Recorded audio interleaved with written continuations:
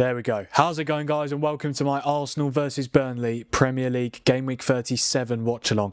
It is a massive night at the Emirates. If Arsenal win tonight, they are potentially, well, there is a chance that if they win tonight, they might win the Premier League without kicking a ball again until obviously Sunday. If they win today bloody hell, if they win let's try that again. How is it going, guys? Welcome to my Arsenal versus Burnley Premier League Game Week 37 watch-along. Massive night at the Emirates. If Arsenal win, they're just one more win away from securing the Premier League title for the first time since 2004, and that was the invincible season. Over 2 decades of hurt for the Gunners, but that could end tomorrow. They can't win the league today, but if they win today and Man City do not beat Bournemouth tomorrow, the title is done. So they've come so close in recent seasons, Arsenal. Not necessarily last season, they finished 10 points behind Liverpool, but the two seasons before that, finished 2 points behind City, and the season before finished about 5 points off, but they were leading for most of the season. So surely this is the year for Arsenal. You'd think so, right? But we'll have to wait and see. Yeah, and that's the first time in one of my watch-alongs that I've messed up the intro, so I had to start again. But all well and good. We've got about 10 minutes till kick-off here at the Emirates, and I'll quickly go through the team news. Arsenal have gone very attacking. Arsenal have gone with David Raya in goal, obviously. A back four of Calafiori left back, Mosquera again at right back. Well, I say again, he comes back into the team at right back. And then, of course, Gabriel and William Saliba, centre-back partnership. Their midfield, Declan Rice, Martin Odegaard and Eberechi Eze. That is a very attacking Arsenal midfield three. It's very clear they're obviously thinking about getting the win and also making sure their goal difference is better than City's going into the final game of the season. And their front three, Leandro Trossard on the left, Bukayo Saka on the right. Kai Havertz starts up front instead of Victor Gyökeres. For Burnley, obviously they're already relegated. They've got absolutely nothing to play for, but they're also playing with freedom as well. In goal, they've got Max Weiss, the German, Lucas Perez left back, Kyle Walker right back, the captain. Obviously, he has a lot of experience in title races with Man City. Not involved this year because obviously he's part of a Burnley side that are going to get relegated, but could be part of a Burnley team that ruin the Arsenal title, the Arsenal title charge. So yeah, Walker at right back, centre backs Maxim Estev and Axel Tuanzebe, ex-Man United. Midfield 2, Florentino Luis and Leslie Ugochukwu. Hannibal in the 10, Chiuna on the right, Jadon Anthony on the left, and Burnley's 10 goal machine this season in the Premier League, Zian Fleming. Yes, Ollie, how we doing, mate? You nervous?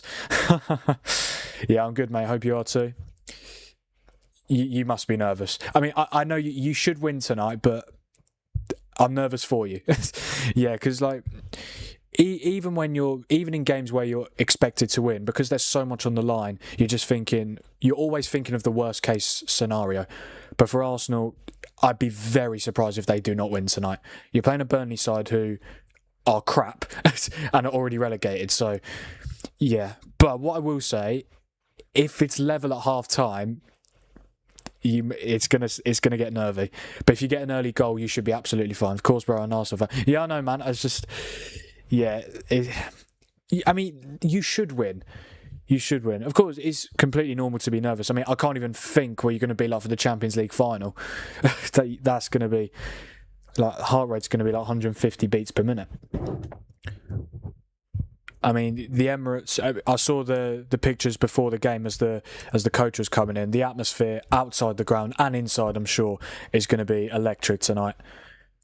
It will be very nervy, of course, especially if you don't get an early goal, but I'm sure you will be just fine tonight. But wouldn't surprise me if you didn't win. Like, it wouldn't, because I've seen this story happen with Arsenal too many times in recent years, especially when you drew, like, what was it, 3-3 to Southampton a couple of years ago, and you went 1-0 down in the first minute. Like, could you imagine if that happened here?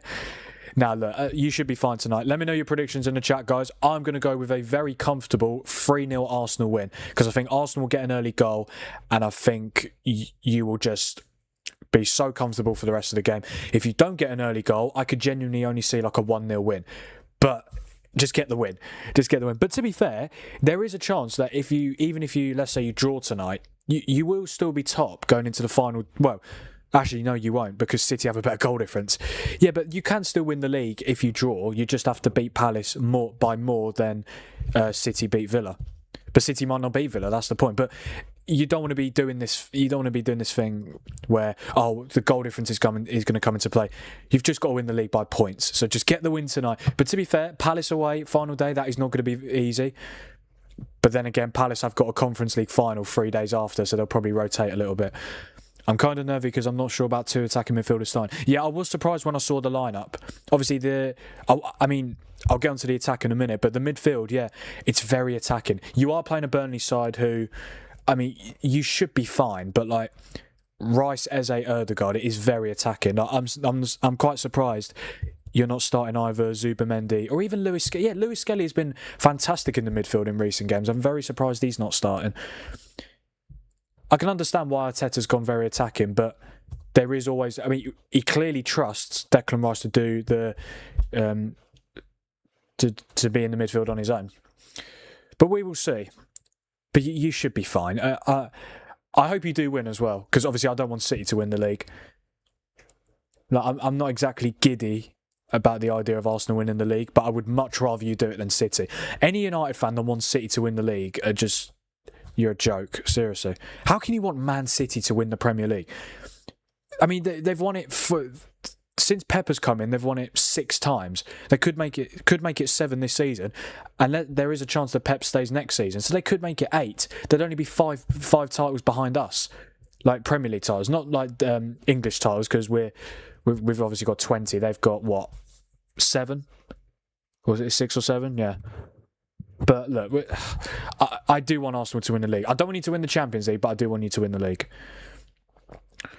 Yeah, I honestly do think that Everton away game for City 2 weeks ago on Bank Holiday Monday, that's going to be the difference. Because I do think Arsenal win their last 2 games. I think you win tonight, and Palace away won't be easy. It really won't be. I know they might rotate a little bit, but Palace are very solid. Glasner's a very good manager, and it's going to be Oliver Glasner's final game in charge. Well, final Premier League game in charge of Crystal Palace, and his final game at Selhurst Park. So they would like to say farewell to him on a high, because obviously since he's come in, he's done unbelievable. Could win his 3rd trophy with the Conference League as well. The teams are walking out onto the Emirates pitch. Oh, this is a massive night. Oh, they've got the flames going. Yeah, they've just got to make it like the best atmosphere possible. They're going to be nervous, of course, but even when, let's just say it's level with 15 minutes to go, you've just got to keep making the noise. But you've got to be the crowd have got to be the 12th man tonight. Obviously, I'm not going to be able to hear them, but I'm sure it'll be a great atmosphere at the Emirates tonight. It already looks it. The first time Havertz, Saka and Ødegaard and Eze starting together, hopefully Arteta got something up his sleeve. Yeah, I mean, as I have just said, it is a risk, of course it is, but I would expect you to win anyway. Like, who have Burnley got in the midfield? Florentino, Ugachukwu, Hannibal. Yeah, I mean, it's they're good players. Ugachukwu was obviously at Chelsea, wasn't he? Florentino was at Benfica, well, on loan from Benfica. So I don't know. You should be fine. It's Burnley. They're down already. Like, but then again, this always happens. Like, no matter how good you are, you're always thinking of the worst case scenario.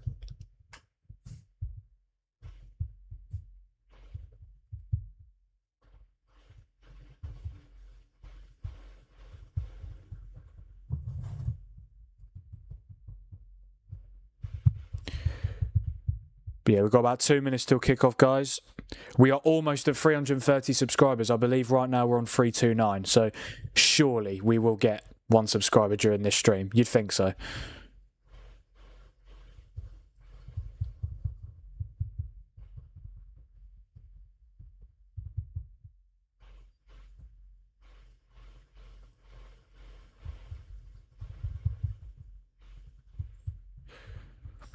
The Emirates this season has been top.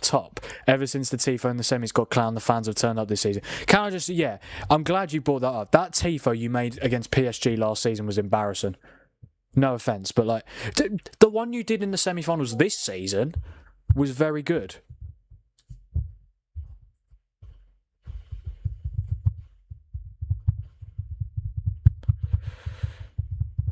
Bloody hell. My sister keeps messaging me. But let's see what Michael Jackson can do, eh? Not the Michael Jackson, but Mike Jackson for Burnley. But yeah, the tifo you had against PSG last season is literally a shower curtain. It was literally a shower curtain with the Gunners logo. Like, can you really not do better than that? Like, I mean, you clearly did because you did it for the semi-final against Atletico. But the ones this season have been fire. Though they have been. Absolutely. I don't even mind Arsenal. Well, no, that's a lie. No, look, I don't hate them as much as Liverpool, Man City. Obviously not. But look, it's going to be... What I do hope, right? I do hope Arsenal win. I hope they don't score very early. I actually hope it's nerve-wracking. I wouldn't mind if you guys won in the last minute, genuinely. Not just for the drama, but it's just the fact that... Because if you score in the first minute, it's done. It's done. I mean, I think Burnley can score. They have got players who can score in this team. Zian Fleming's got 10 goals this season. Jadon Anthony's got 8. So you never know. But like, if you do score early, you will win this by at least 3 goals, I reckon. What I think you're going to have to try and do what you did against Fulham. You were 3-0 up at half-time against Fulham. Try and replicate that. We are about to kick off here at the Emirates for a massive night of Premier League football. And we are underway. Burnley kick us off. It's Arsenal versus Burnley. Premier League game week 37, live from the Emirates. A massive night for Arsenal. If they win, they are ever so closer to ending their 22-year Premier League title drought. They can't confirm it tonight, but they can basically put one hand on the trophy tonight. Because, can I be honest with you? I don't think City win tomorrow. I don't. I think Bournemouth are bloody brilliant. I mean, I don't think City are like amazing, to be honest. But I honestly think, right, I think it'll be a draw. I know I said City will win in my predictions video that I did on my channel, but I did specify the only reason I said that was just so the title race goes down to the final day. I do think it'll be a draw. I honestly do. Oh, okay. We're 50 seconds in. Burnley have got a corner. Oh, it's getting there. No, it's not. It's fine. But yeah, Burnley have got a corner, the first corner of the game. Nothing beats the feeling hearing the fans singing North London Forever at the Emirates. It's actually quite a good song, to be fair. Yeah. If I was an Arsenal fan, that'd probably be my ringtone. North London Forever, whatever the weather. Yeah, whatever the weather's a little bit like... Yeah, but then you say the streets are our own. And I quite like that line. But yeah, it's a catchy song. Right, Burnley got a corner here. Surely not. Oh, they've gone short. They've got another corner. Yeah, Anthony played it to Hannibal, tried to backheel it. Havertz was there to block. I really hope they don't go short again, because that was just a waste of time, really. Will be Jadon Anthony to take again. He's been quite good this season. He's got 10 goal contributions. Sure, yeah, he won't go short this time. He puts it in, and it's headed away. It falls to Fleming. And, oh my God, how close was that? Bloody hell. Who was that? I think it was Florentino. Could have easily ended up going in past right. Yo, hello J-Dog. Hey, good to see you. Are you an Arsenal fan? I'll tell you what, it's close. It looked like it took a deflection. They haven't given the corner, but decent chance there for Burnley. Gabriel goes long, headed away.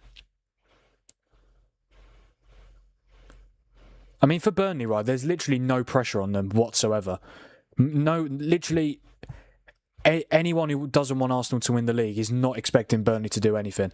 They're expecting Palace to do something next Sunday. On Sunday.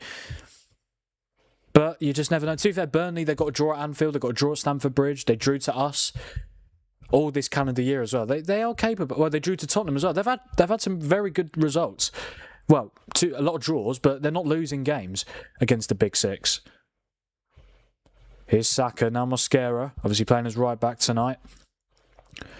Eze to Saka. Havertz, here's Ødegaard.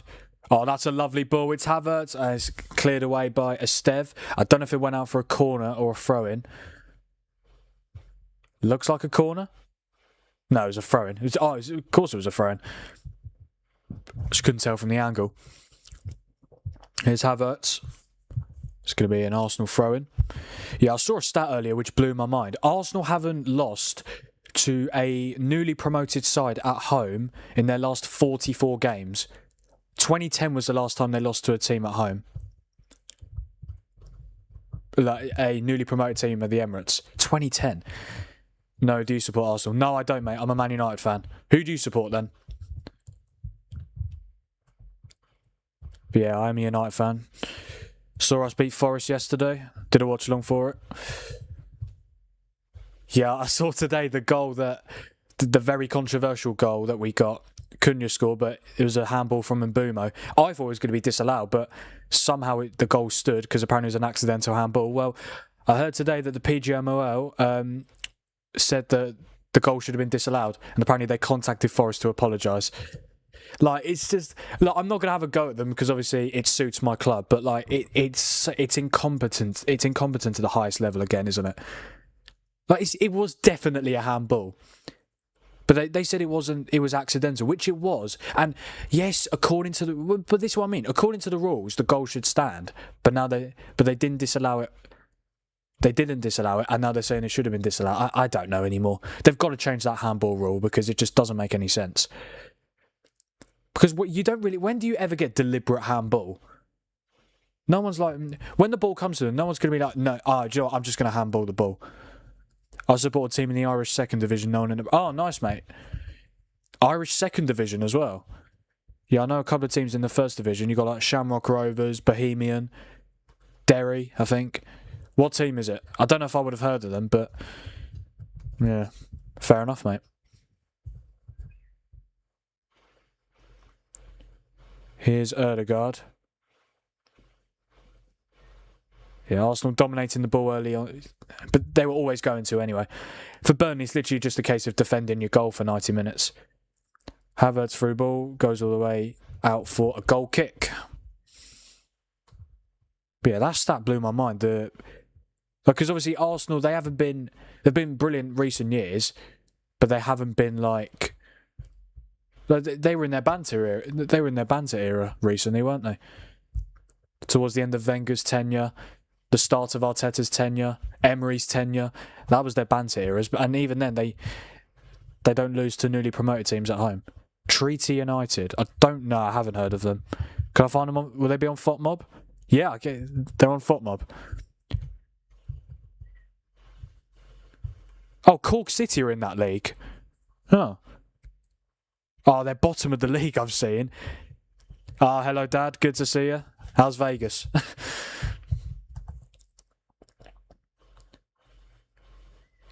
Okay, Fleming has just kicked the ball away. Surely that's a yellow.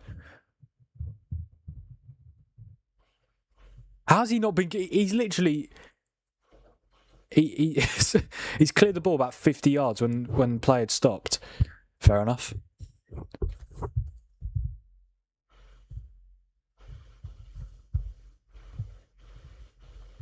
Yeah, 76% possession for Arsenal so far, but they haven't had a shot yet. Burnley have. Knackered, lol. Yeah, I bet.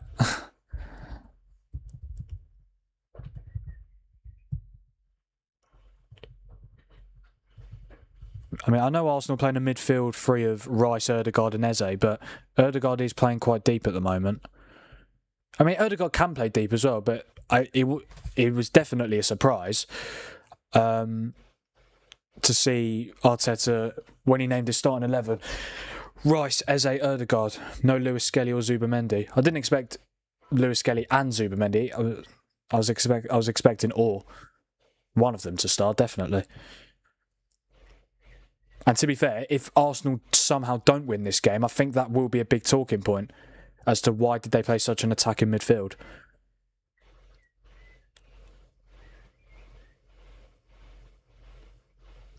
Treaty United were fourth last season, they fell off a cliff. Oh, really? And you're bottom now? Yeah, not ideal.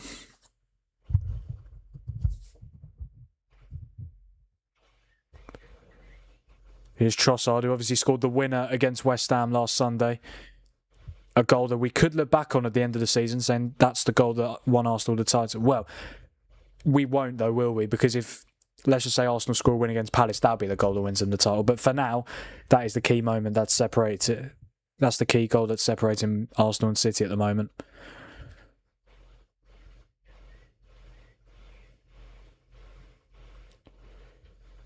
Yeah, I wonder if Timber's going to be back for the Champions League final. Obviously, Mosquera's starting at right back tonight. He didn't start at right back against West Ham, did he?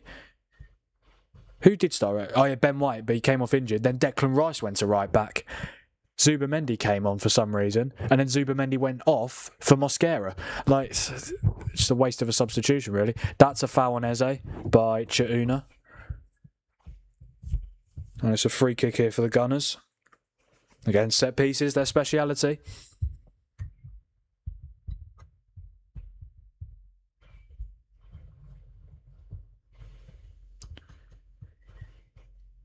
Yeah, I'm surprised Gyökeres isn't starting as well. But then again, I'm not really thinking about it. Yeah, I'm just going to completely contradict what I said. I'm not surprised he's not starting, purely because Burnley are just going to sit back for the whole game. Those type of games do not suit Gyökeres one bit. The games that suit Gyökeres are teams that play high line. Or don't sit back. Because when they sit back, because Gyökeres, he doesn't make himself a presence in the box. Rice puts the free kick in, and it's gone all the way, but the goalkeeper, Max Weiss, has managed to punch it away, and Burnley have really not cleared the danger. They still haven't. Gabriel with the shot, and it's gone out for a goal kick. Almost fell to Havertz, but yeah, it comes to nothing. Yeah, Burnley just couldn't clear this ball at all. I don't really know what they were doing. Then it just came out to Gabriel. You're thinking, why not? But yeah, the shot it almost ran out for a throw-in.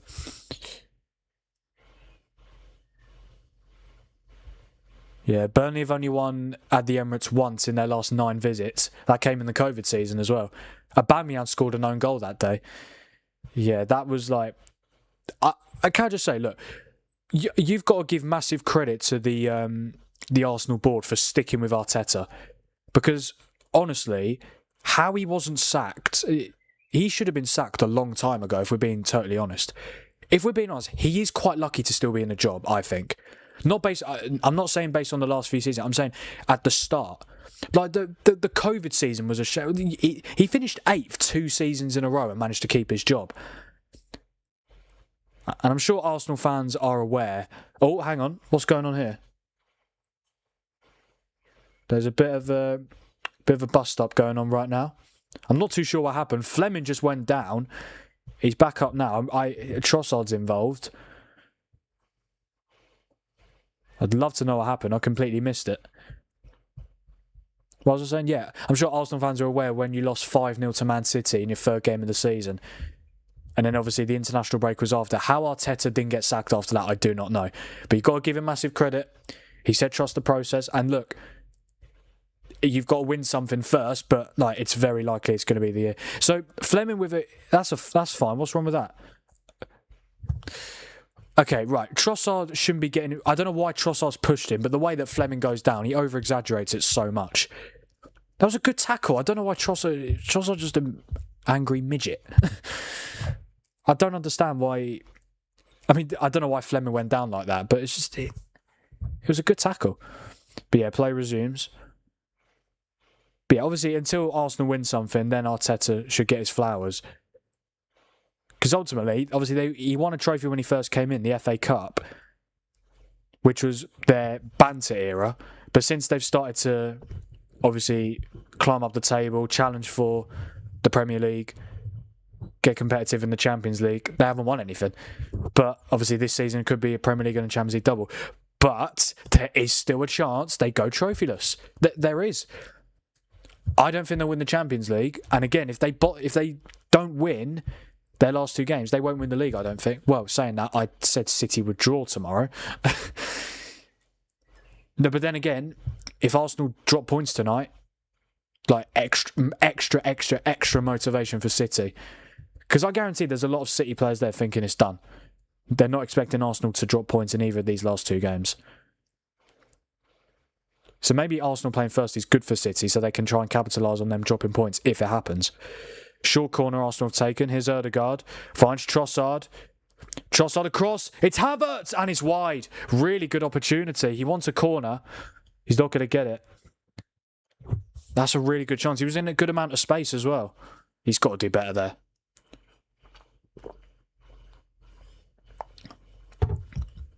Yeah, it's a really good pass from Erdegaard.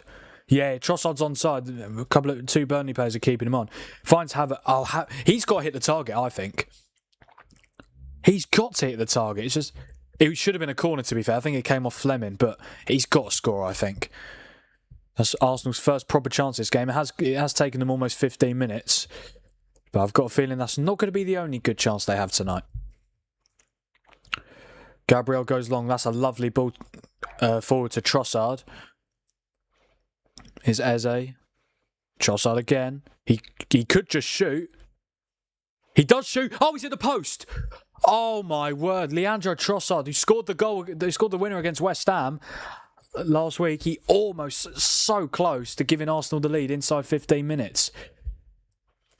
Yeah, Arsenal should be 1-0 up by now. Again, I feel like it... I don't want to say it because it's harsh on Burnley. Well, is it harsh on Burnley? No. It's inevitable a goal is coming. I'm telling you now, they're just going to keep up ramping chance after chance after chance. They will eventually score. I just can't see a world where Arsenal don't win this game. I might be wrong, but I just cannot see it. I don't think Burnley are that bad. Like, they're not absolutely completely useless because they've had some good results against the Big Six this season, but it's just Arsenal at the Emirates, I just can't see it. Yeah, the shot from Trossard, I was wondering why he didn't shoot earlier, but probably shoots at the right time. So, oh my God, it actually hits the Burnley goalkeeper, Max Weiss, on the way out from hitting the post. On another day, that hits him on the back and goes into the back of the net as an own goal. Whew. Yeah, Arsenal's so close to taking the lead. Yeah, I think first 5 minutes, Arsenal was struggling to get into the game, but last 10 minutes, it's been all them pretty much. Oh, Trossard's got away from Kyle Walker. He's gone for the cross. It's a pretty terrible cross, but it's an awful clearance from Pires. Eze tries to find Havertz, and that's going to go out for a goal kick. Again, Arsenal just got to keep pushing and pushing and pushing. No matter how long it takes, it could take 5 more minutes to score. It could take 10. It could take 20. It could take 50. They could score in the 90th minute to win the game. They've just got to keep pushing. No matter how frustrating it gets, no matter how many chances you have, you've got to find the goal. But they should be fine. They should be absolutely fine. They should be 1-0 up already as well. Yeah, for Burnley, they've just got... I mean, what is the game plan for Burnley? Is it just... Because you can't really sit back the whole game because Arsenal will score. They will score at least one if you just sit back the entire game. I think the plan has got to be counter-attack, really. Because to be fair, you've got... In terms of your attack's pace, it's all right. You've got Chiuna, you've got Anthony. Fleming's not that... He's not, like, slow or anything. So, yeah, I mean, I don't know. Burnley are coming forward here with Hannibal. Not the best cross, but it's gone all the way across to Lucas Pires, who tries a backheel pass to Anthony. Oh, Saka's given it away to Anthony, and he's done quite well here. He's got to get in the box. It hits Rice, and Saka clears. Again, when Burnley do get forward, they need to make the most of it. I'm not saying they have to score every time, but, like, create chances. Because they're not going to get a lot of them tonight.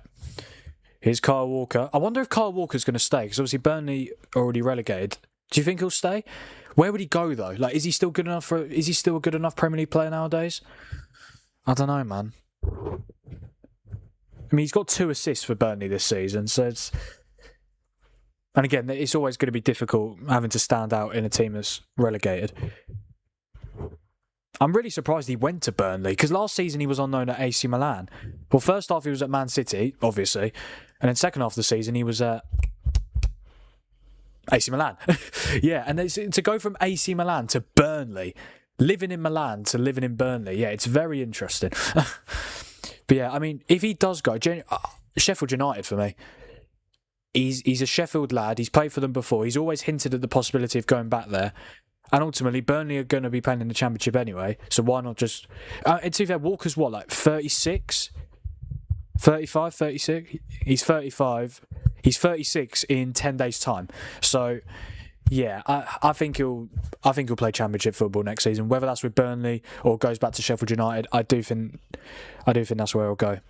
He won't go abroad.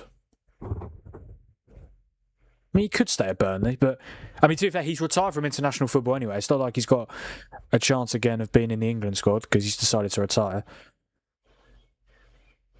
He's had a fantastic career though, Kyle Walker, 100%. Brilliant at Tottenham, amazing for City. Obviously not the same player he used to be, but still Premier League player at the moment. Here's Saka. Saka puts it in. Oh, he could have easily found Havertz, but it's gone out for a goal kick. I think even if Arsenal win the Premier League and the Champions League, you've got to sign some attackers in the summer. I'm sorry.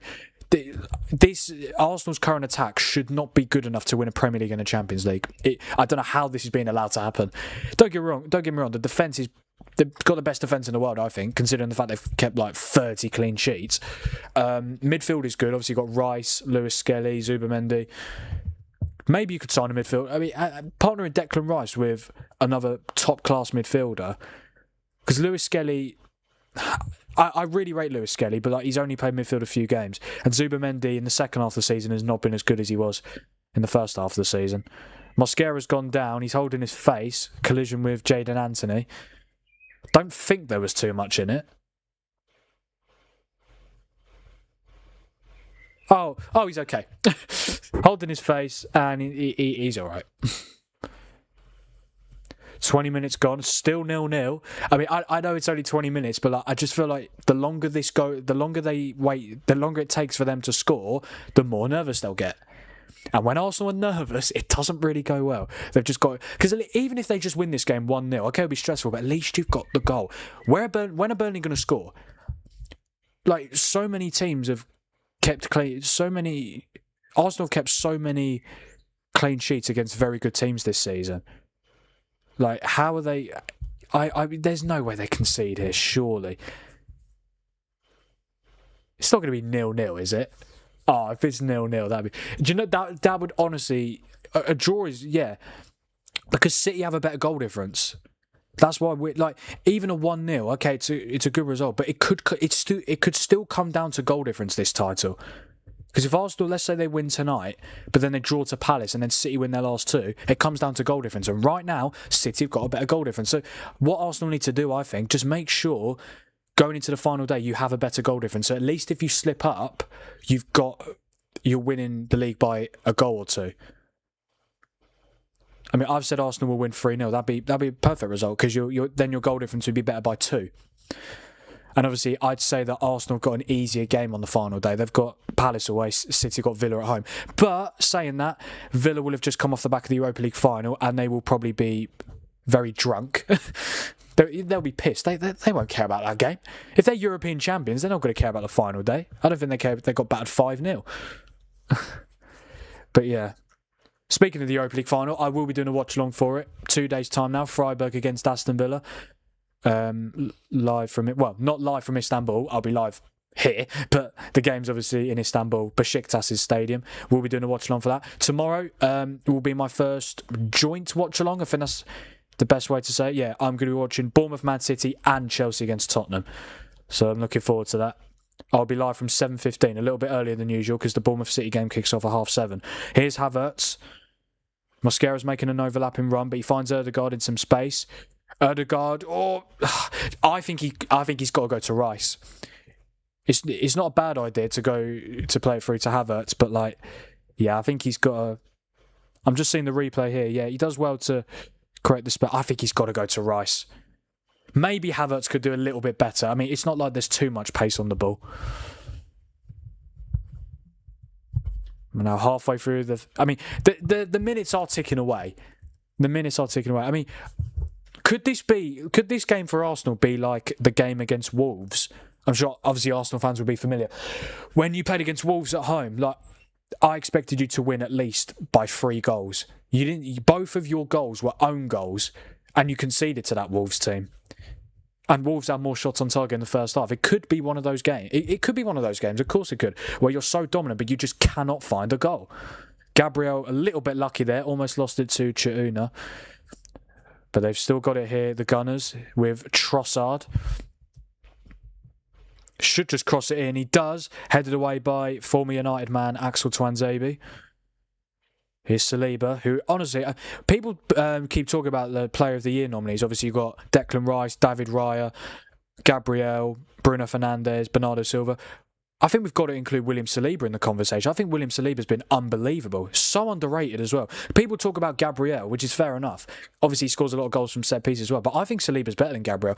Arsenal fans, Ollie, if you're still here, who's better, do you think? Gabriel or Saliba? I think Saliba's better. I really do. Gabriel's better from set pieces, but I think as a defender, I think Saliba's better. But maybe that's just me. But again, I'm a United fan. I think if an Arsenal fan was to say Saliba, then I'd be more like reassured. But again, it's all about opinions at the end of the day. But yeah, if I had to, like for United, for example, if I had to choose between Gabriel and Saliba, I'd choose Saliba. Speaking of Gabriel, he's just been fouled here by Hannibal. He's caught him late. Hannibal is a nutcase, to be fair. Obviously, he also used to play for United. He's a bloody nutcase. All he does, I mean, he's a good player, but he loves clattering people. He's just like Gabriel had already passed the ball, and like he's just clattered into him. I don't think he's going to get a yellow, but like he's probably got away with one there, Hannibal. Obviously, he's going to the World Cup with Tunisia this summer.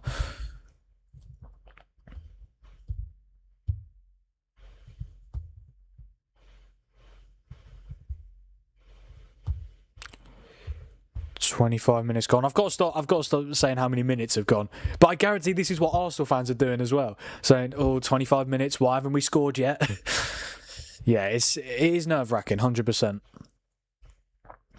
But it's completely normal to feel nervous. Again, I'm not old enough to. Well, how old was I when I was 5 years old when United won the title the last time in 2013. Because I was born in November, so it was the year I was going to be 6, but I hadn't had my 6th birthday yet. Yeah, I was 5 years old when we won the title last, so I do not remember it. I think I do remember seeing Sir Alex Ferguson lift the trophy, but I don't remember like anything happening. Like, I was 5 years old, but I do remember seeing with my own eyes Sir Alex Ferguson lifting the trophy, because obviously he was retiring, wasn't he? Like, I remember seeing it on the TV, but yeah. Like the day that United, because I feel like we're just chance for Arsenal. Really good defending. Who was that? Lucas Perez. That was unbelievable. Right, this is what I've been talking about. Burnley counter-attack. Surely not. It's Chiuna. It's Hannibal. Oh, he's completely sliced the. He's completely sliced the shot. That is Burnley's game plan. Counter-attack. I told you. And they can be threatening. Lucas Perez just about stops again to Bukayo Saka. Hannibal heads it on to Zian Fleming, who finds Chiuna. It's a good ball from Chiuna, I must say. Hannibal, the control's fine. He just completely slices the shot. I don't think he's left-footed, because if he is, that's not great. Completely slices it. Burnley have had a few half chances. The one in the first few minutes, where it just went wide, and now this one. Excuse me. Here's Saka. Just got to keep it at this point. Should just play to Havertz, and he does. Havertz to Saka. Ødegaard. Should give it to Ødegaard, yeah. Rice. Is he going to shoot?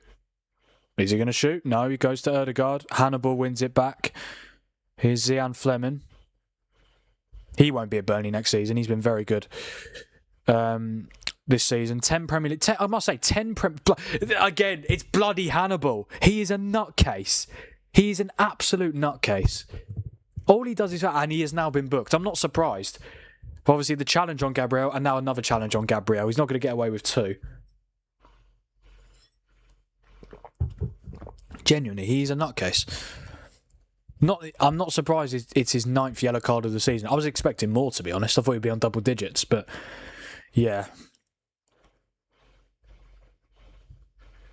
I think Burnley have done quite well so far. I think they've not given up too many chances. Obviously, the best chance of the game, Trossard hitting the post. But apart from that, I mean, and maybe the Havertz chance as well. But again, they're always going to concede chances. It's just going to happen. But I think they're coping fairly well so far. If they can get to half-time, if it's 0-0 at half-time, okay, then you could start to panic. But no, I think for now, Arsenal, will they get a goal before half time? You'd imagine so, but like it's been almost half an hour and they haven't. So I don't know. We'll see. Here's Mosquera. Now Rice. Yeah. Here's a question, guys. Let me know in the chat. Who is your Premier League player of the season? Because obviously I mentioned it like saying, it could be, I think Saliba should be in the conversation. Let me know, who do you think who is your Premier League player of the season? I am going to be biased and say Bruno Fernandes. I just think the fact that he's levelled the assist record, Eze with a decent strike, but comfortable save for max-wise. Yeah, I'm going to be biased and say Bruno Fernandes. Because I just think to equal the assist record, and obviously he could still break it as well. If he breaks it, he's got an even better chance, I think. But yeah, to be in the same company with Kevin De Bruyne and Thierry Henry, it's an incredible achievement. And to do it for a United team who, I mean, it's not like we're challenging for the title or anything, so I think it's even more impressive that he's doing it in our team. Here's Saka. And, oh my God, he's hit the bar. Bloody hell. That could have easily ended up in the back of the net. I didn't know where that was going. I was just expecting it to go onto the roof of the net. How close was that for Arsenal? They're getting closer, man. That's twice they've hit the woodwork now. I mean, that was definitely not a shot from Saka. It was a cross into a... Well, it wasn't a shot. Yeah, it was a cross. But it almost found its way into the back of the net. Is it going to be one of those days where they just get close and close and close, but they just don't find the back of the net? I wonder what would be a bigger bottle? Arsenal bottling the title from here or Tottenham bottling relegation? Because Arsenal just need to get 2 wins against Burnley and Palace. Tottenham just need a point against either Chelsea or Everton. But to be fair, Tottenham could lose both their games and still stay up because West Ham have to beat Leeds. Obviously, if Tottenham get a point tomorrow, it's done. But yeah. What was this? Saka crossed it in. Did it even hit the bar? Yeah, it must have hit the bar. Or was it the post? I think it might have been the post, actually. Was it the post? Oh, it didn't even hit the woodwork. The keeper, the Burnley keeper, Max Rice, he actually moved the bar with his hand because he was trying to claw it away. But yeah, it didn't hit the bar or the woodwork. It just went looped all the way through, but it didn't hit the woodwork or anything. Arsenal have got a corner, which I think I know what's coming. Oh, they're going short. They do a lot of short corners nowadays, don't they? Trossard. Okay, he's gone all the way to Ødegaard. Now Eze. I'm surprised. Is this going to work? I thought Saka was going to make a run there, but he's been given it. Mosquera. That's not a penalty. That is not a penalty. I know. Yeah, see, Mosquera, he's back up, man. You're not getting a pen for that. Come on now. Do me a favour.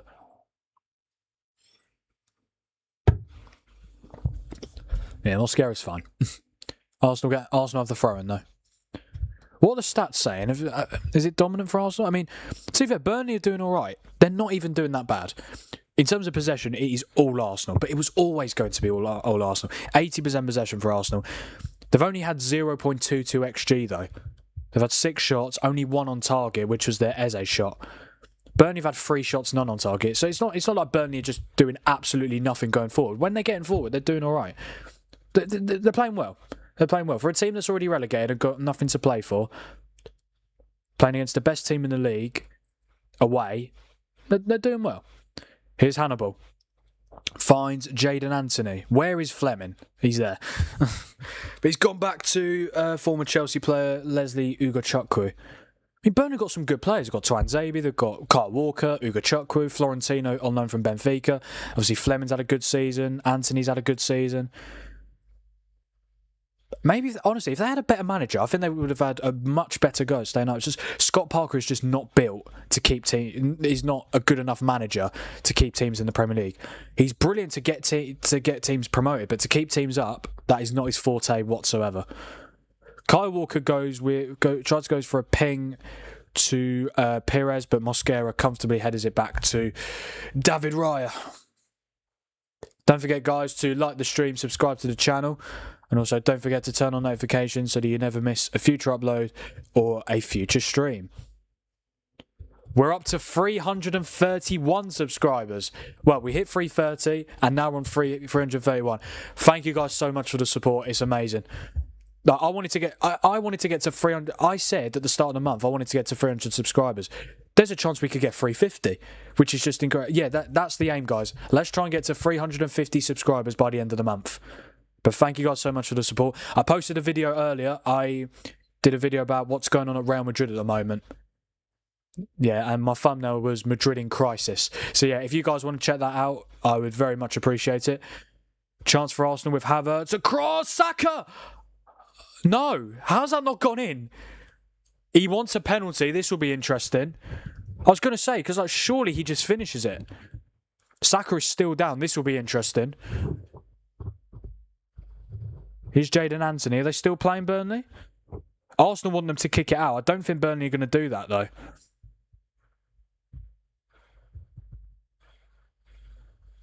Is Saka still down? It's not a head. If it's not a head injury, they are more than entitled to carry on. Absolutely. I wonder if this will be given as a pen. I need to see a replay.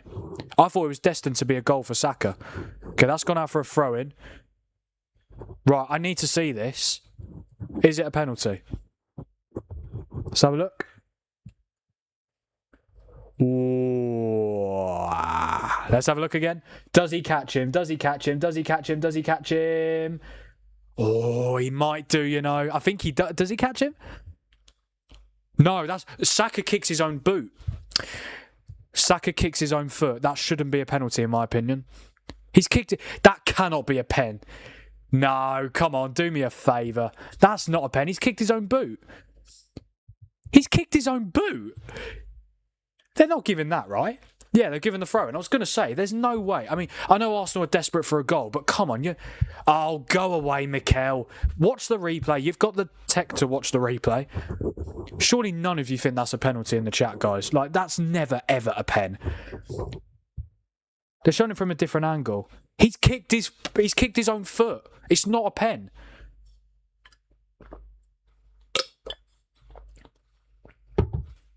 Obviously, I can understand why they're outraged because they're desperate for a goal. They want to win the title. But if Burnley got a penalty for that at the other end, they'd be fuming, 100%. Because it's not a penalty. He's kicked his own foot. 10 minutes to go until the first half is done here. As I was saying before the potential penalty incident, I did a video on Real Madrid earlier. Because obviously it's a crisis at the moment, let's be totally honest. Ødegaard! Oh, no, he's missed. Brilliant defending. Sure, they're going to score at some point. It might not be in this first half. They're going to score at some point. They're too good not to. And Burnley, I mean, literally look at Ødegaard. He's completely free. How does he not score? Brilliant defending from Leslie Ukachukwu. Great block. Oh, I see his bottom. It has hit his bottom. They're going to score eventually, 100%. 100% they're going to score. Again, might not be this half, but it is coming. And they have now got a corner. Are they going to go short this time, or are they actually going to get it into the box? They might not... I mean, it seems like they're going to go into the box this time. Yes, they are, or are they? Yes. Saka puts it in. And it's in! And there it is! And it's Kai Havertz. And what did I say? What did I say? The goal was coming and they've got the goal. No surprise, it's from a set piece. And it's Kai Havertz with the goal. Should have scored earlier and he's scored this time. And it is 1-0 to Arsenal and they finally got the breakthrough. But they can score. You lads, you do know you could score goals from open play, right? But yeah, it was bound to happen eventually. They've got the goal. It's taken them a long while, but they have now got the goal. Is it poor from Burnley? Should they be doing better? It's so bad from Burnley. Like, it's just, I know they're not great, but like, come on, you're a Premier League side. If you can't, Havertz is completely free the whole time. He's completely free the whole time. It's such a bad goal to concede from a Burnley point of view. But Havertz rises up highest and he gives Arsenal the lead. When you're that good at set pieces and you need a goal, like, it's always going to happen. Arteta's buzzing.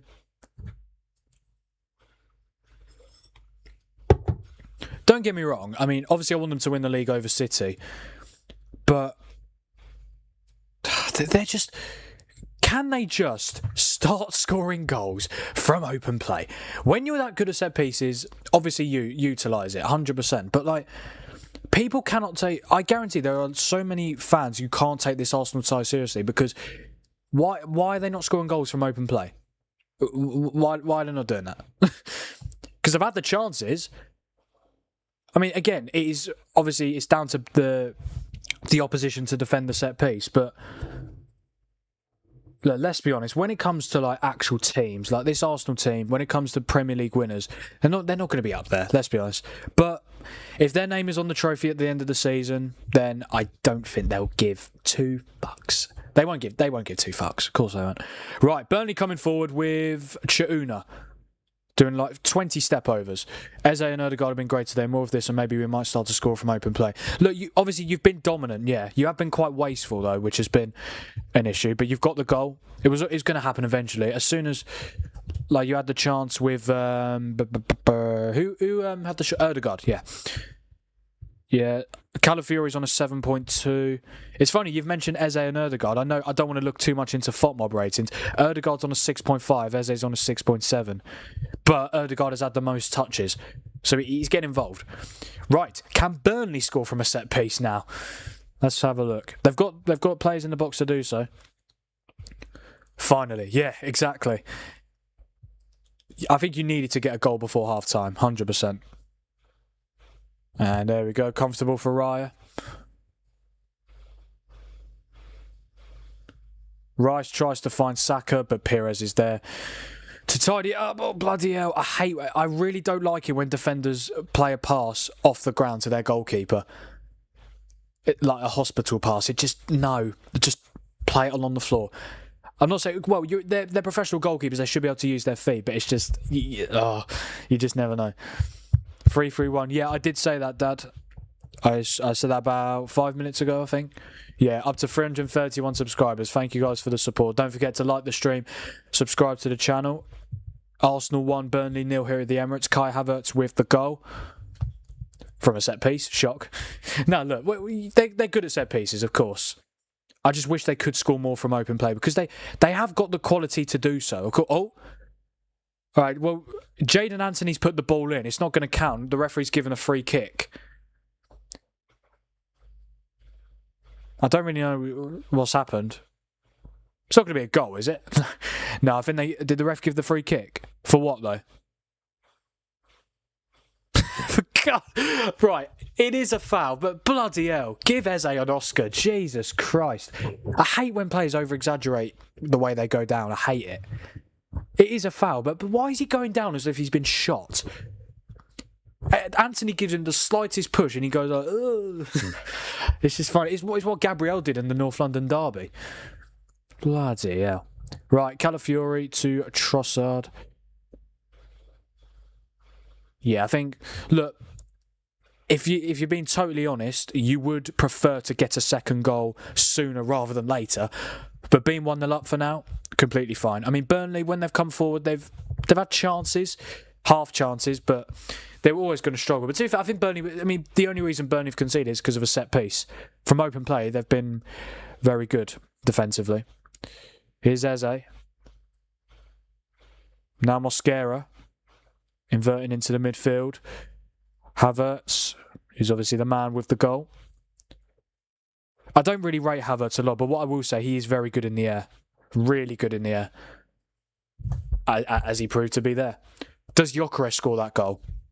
Don't think he does. It's just the funniest thing is he was completely unmarked the whole time. Like, genuinely the whole time.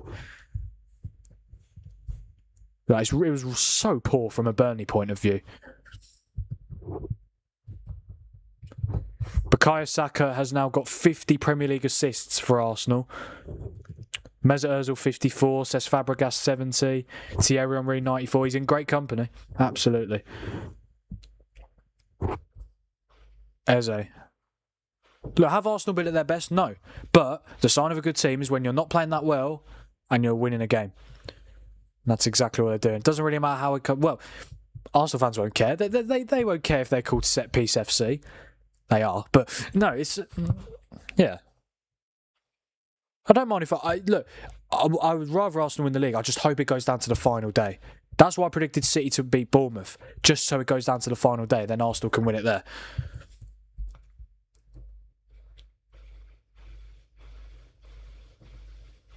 Can I just say, though, if City won at Everton, and it would have been goal difference probably that separated them, that would have been amazing. And look, goal difference could still be a key factor here. Saka... Oh!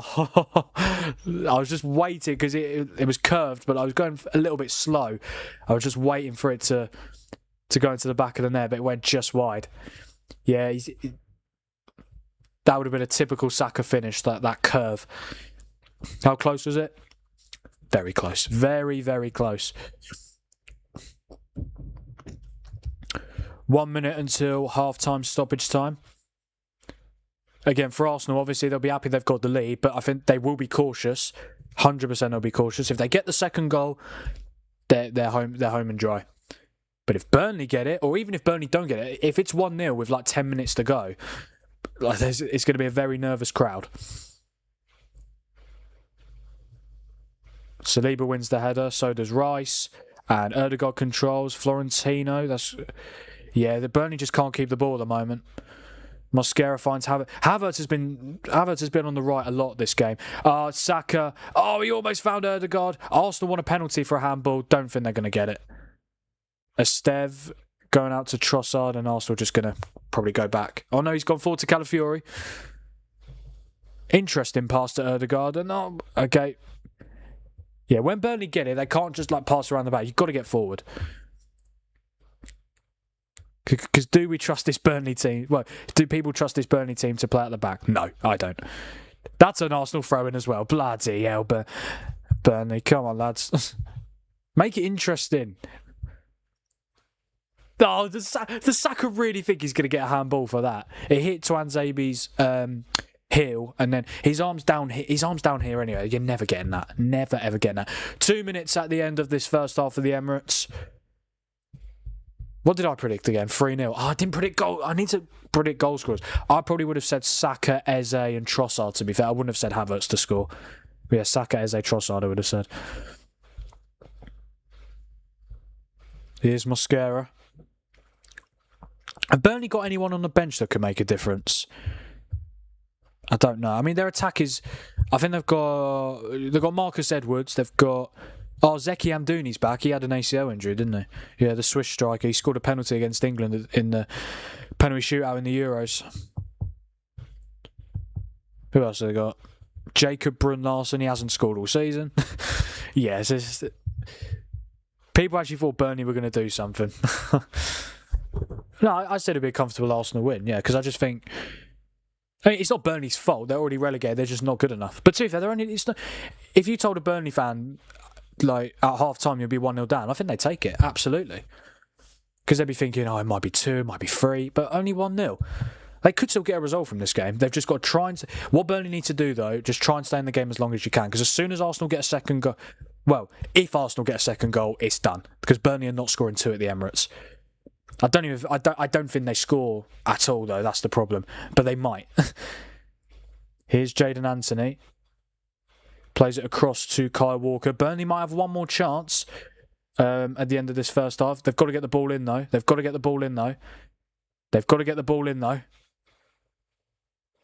And they didn't.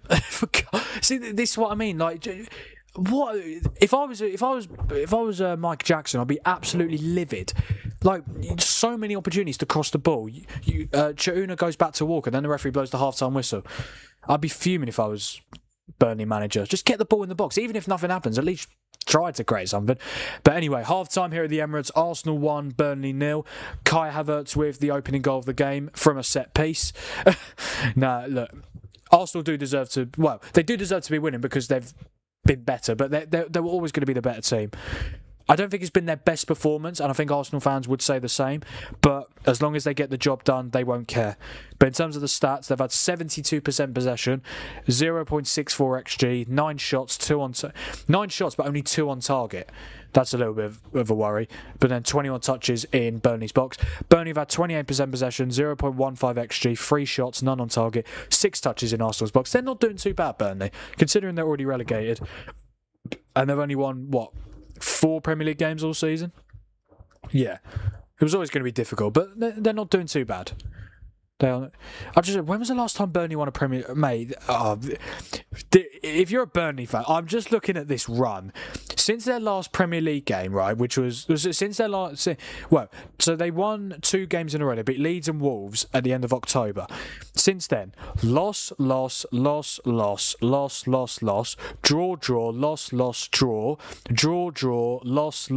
win against Palace. Draw, loss, draw. 1 win since the end of October, and that was against Palace.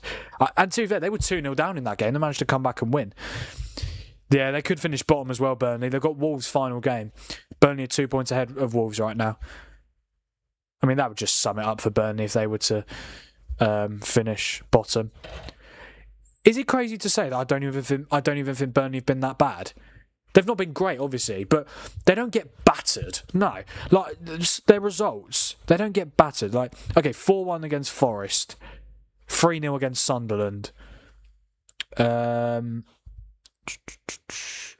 against City. They've only had, and 3-0 against Tottenham. They've only 4 games this season they've lost by 3 goals or more. The rest have either been 1 or 2 goals. So it's not, they don't get battered. They don't get battered. I honestly think if they had a better manager, they could do... I'm not saying they would have stayed up, but they would have given it a much better go than they have done this season.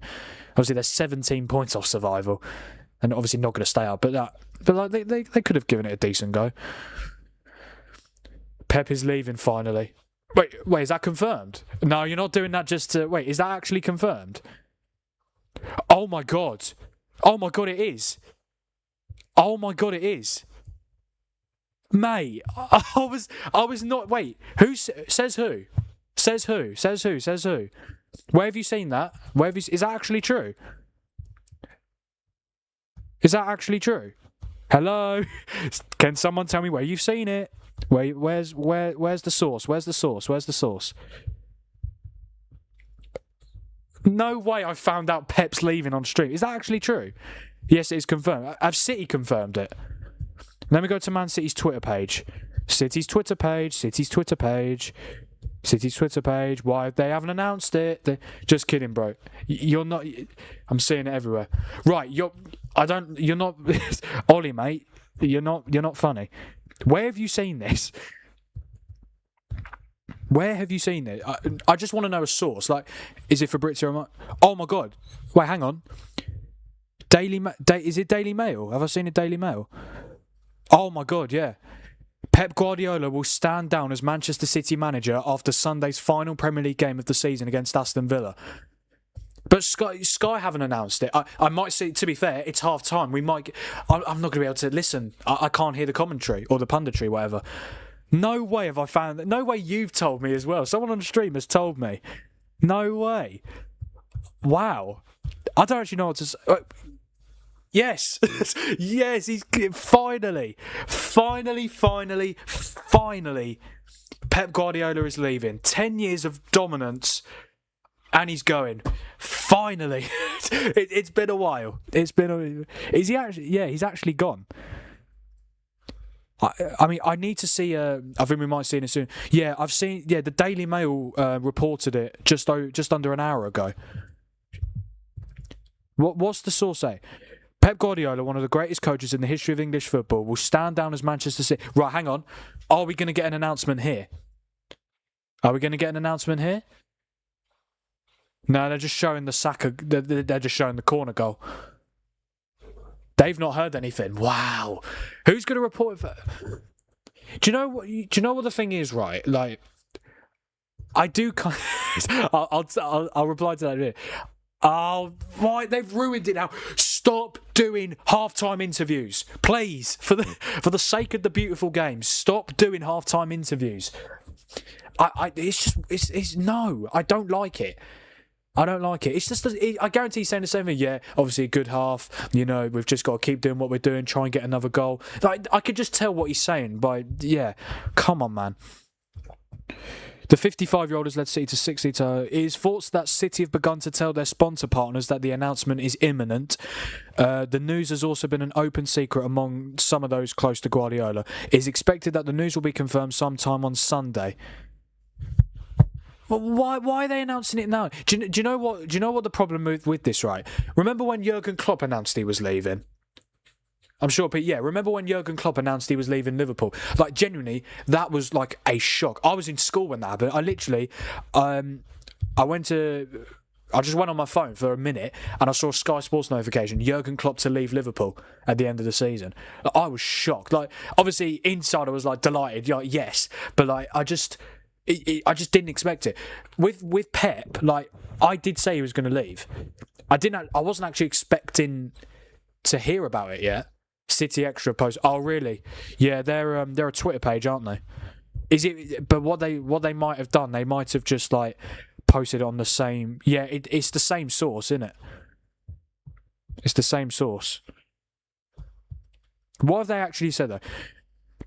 Yeah, that I've already said that. Yeah, Maresca. And the Enzo Maresca era will be starting soon. Yeah, the leading candidates to replace Pep Guardiola as Man City manager are Enzo Maresca and Vincent Kompany. But then, according to the Daily Mail Sport, according to TalkSport, Enzo Maresca has already agreed to succeed Pep Guardiola as Man City manager. Oh wow! Do you know what the funniest thing is as well? He's not even going to leave with a league title. That is amazing. That is genuinely amazing that he's not going to leave with a league title. Come on, you Gunners. Yes. I'm never saying that again. Yeah, he's actually... Oh, my God. He's actually not... He's actually going to leave without winning the league. Him and Fergie, not the same, man. At least Fergie left with a title. Oh, that's brilliant. Wow. What did you say? We'll get to see Arteta v Carrick title race, maybe.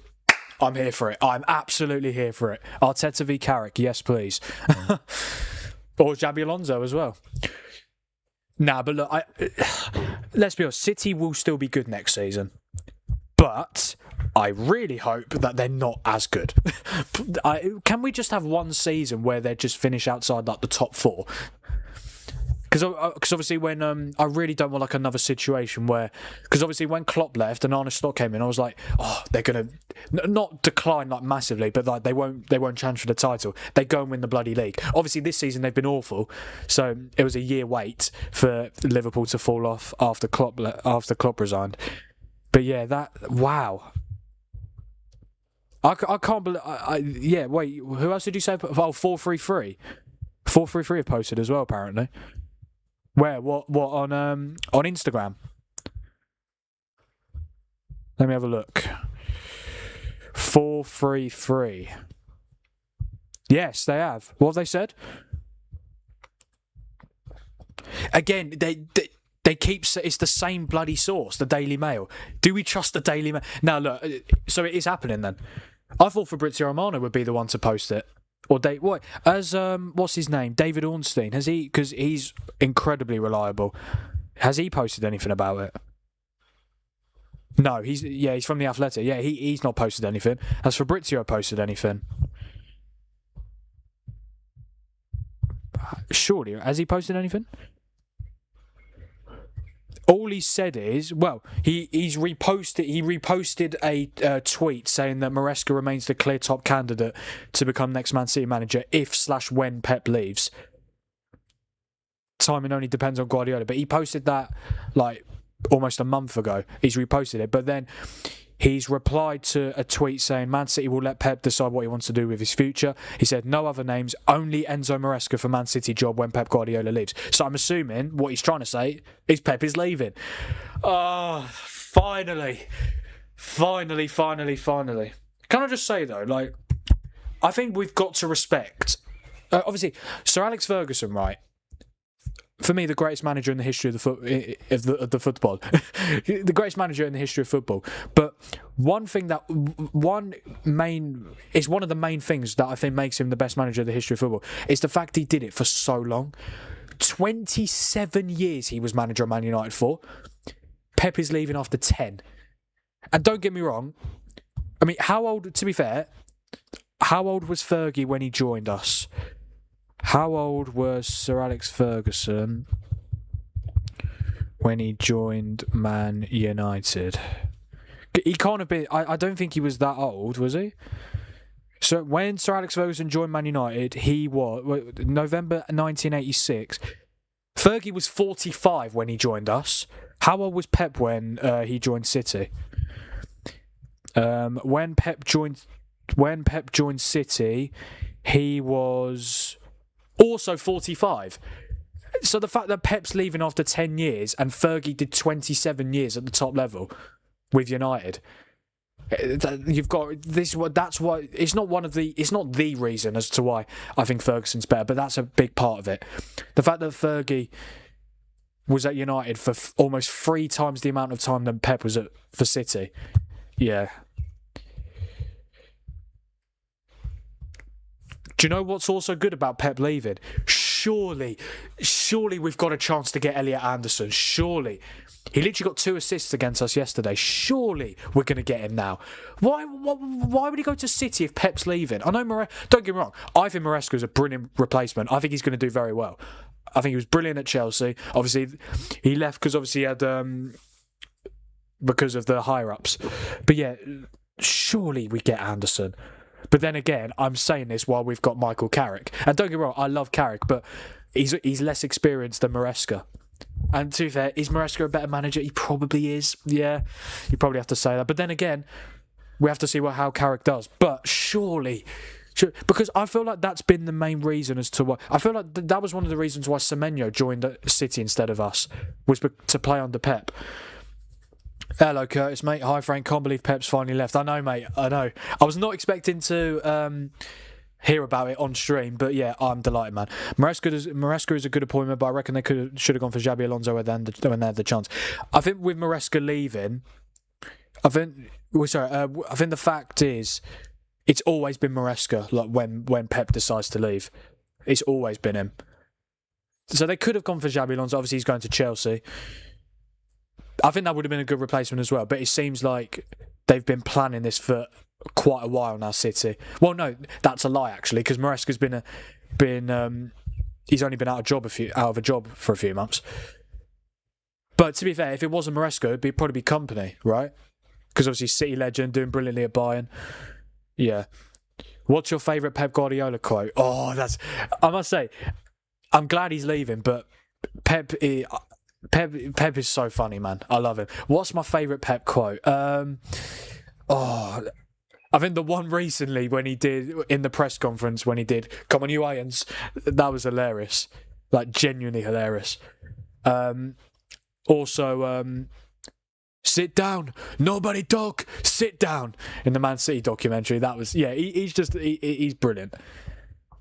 Oh, actually, my favourite one might be from last season. Do you remember when he had the cuts on his head? Yeah, when he said, my finger. I want to harm myself, yeah. When he said that was honestly hilarious. Yeah, when he had the cuts. He literally had cuts on his nose, on his foot, because obviously he's bald, so it's not like he's hiding behind his hair. But yeah, that's up there. Yeah, there's a couple of Pep quotes. But yeah, I know, man. I can't believe it. Yeah, but the fact I'm the one to tell you about Pep leaving on stream is crazy. I know, man. I know. Like, I thought I would have found out just by going on my phone. The fact that you were the one telling me, it was half time as well. It wasn't like the game was still going on when you told me. That's mental, man. So Pep's leaving. I mean, we haven't got an official announcement from either Man City. From Man City yet, but. Maybe I don't know how many of you saw, but remember when the news came out where City were posting a farewell video because they had all the trophies they've won in recent years in the centre circle. Second half is underway here at the Emirates. Arsenal 1, Burnley 0. For Arsenal, they're 45 minutes away from potentially being one game away from Premier League glory. Rice with the shot and Vice with a comfortable save if it's a free kick to Burnley. But yeah, so we've only got the Daily Mail so far. Can I just say the fact that the news is coming out when Arsenal are going for the title as well, trying to win the title, is amazing. Wow. I mean, if you're a City fan, it's probably one of the worst days of your life. Now, look, I think, let's be honest, City are not going to be as dominant with Maresca, in my opinion. He's a very good manager, but I don't know. I don't know. I feel like City, I actually don't mind the fact that they're getting Maresca, because I think City can do better. I think if they wanted to, they could get someone like Luis Enrique. Oh, I've got something outside my door, guys. What we got?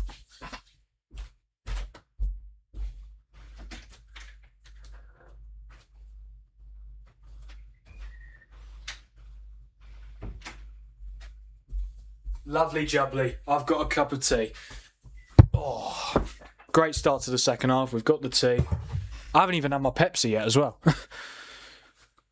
Good thing there's a lid on this, so it will stay warm for a while. But yeah, thank you guys for being here on the stream. Whilst Pep Guardiola as well, he's not announced it yet, but whilst there has been news breaking out that Pep Guardiola is leaving Manchester City at the end of the season. Wow. I mean, to be fair, I don't even think it's about like the charges. When are these charges going to be sorted out, by the way? The 115, the FFP charges. Like, it's been so bloody long.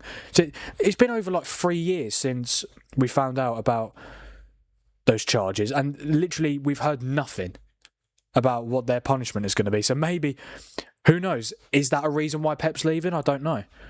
Because Pep still got, because Pep last season signed a contract extension, so he still has 1 year left on his deal, but clearly he's just had enough. And to be fair, he's been at City for 10 years, and he's done everything.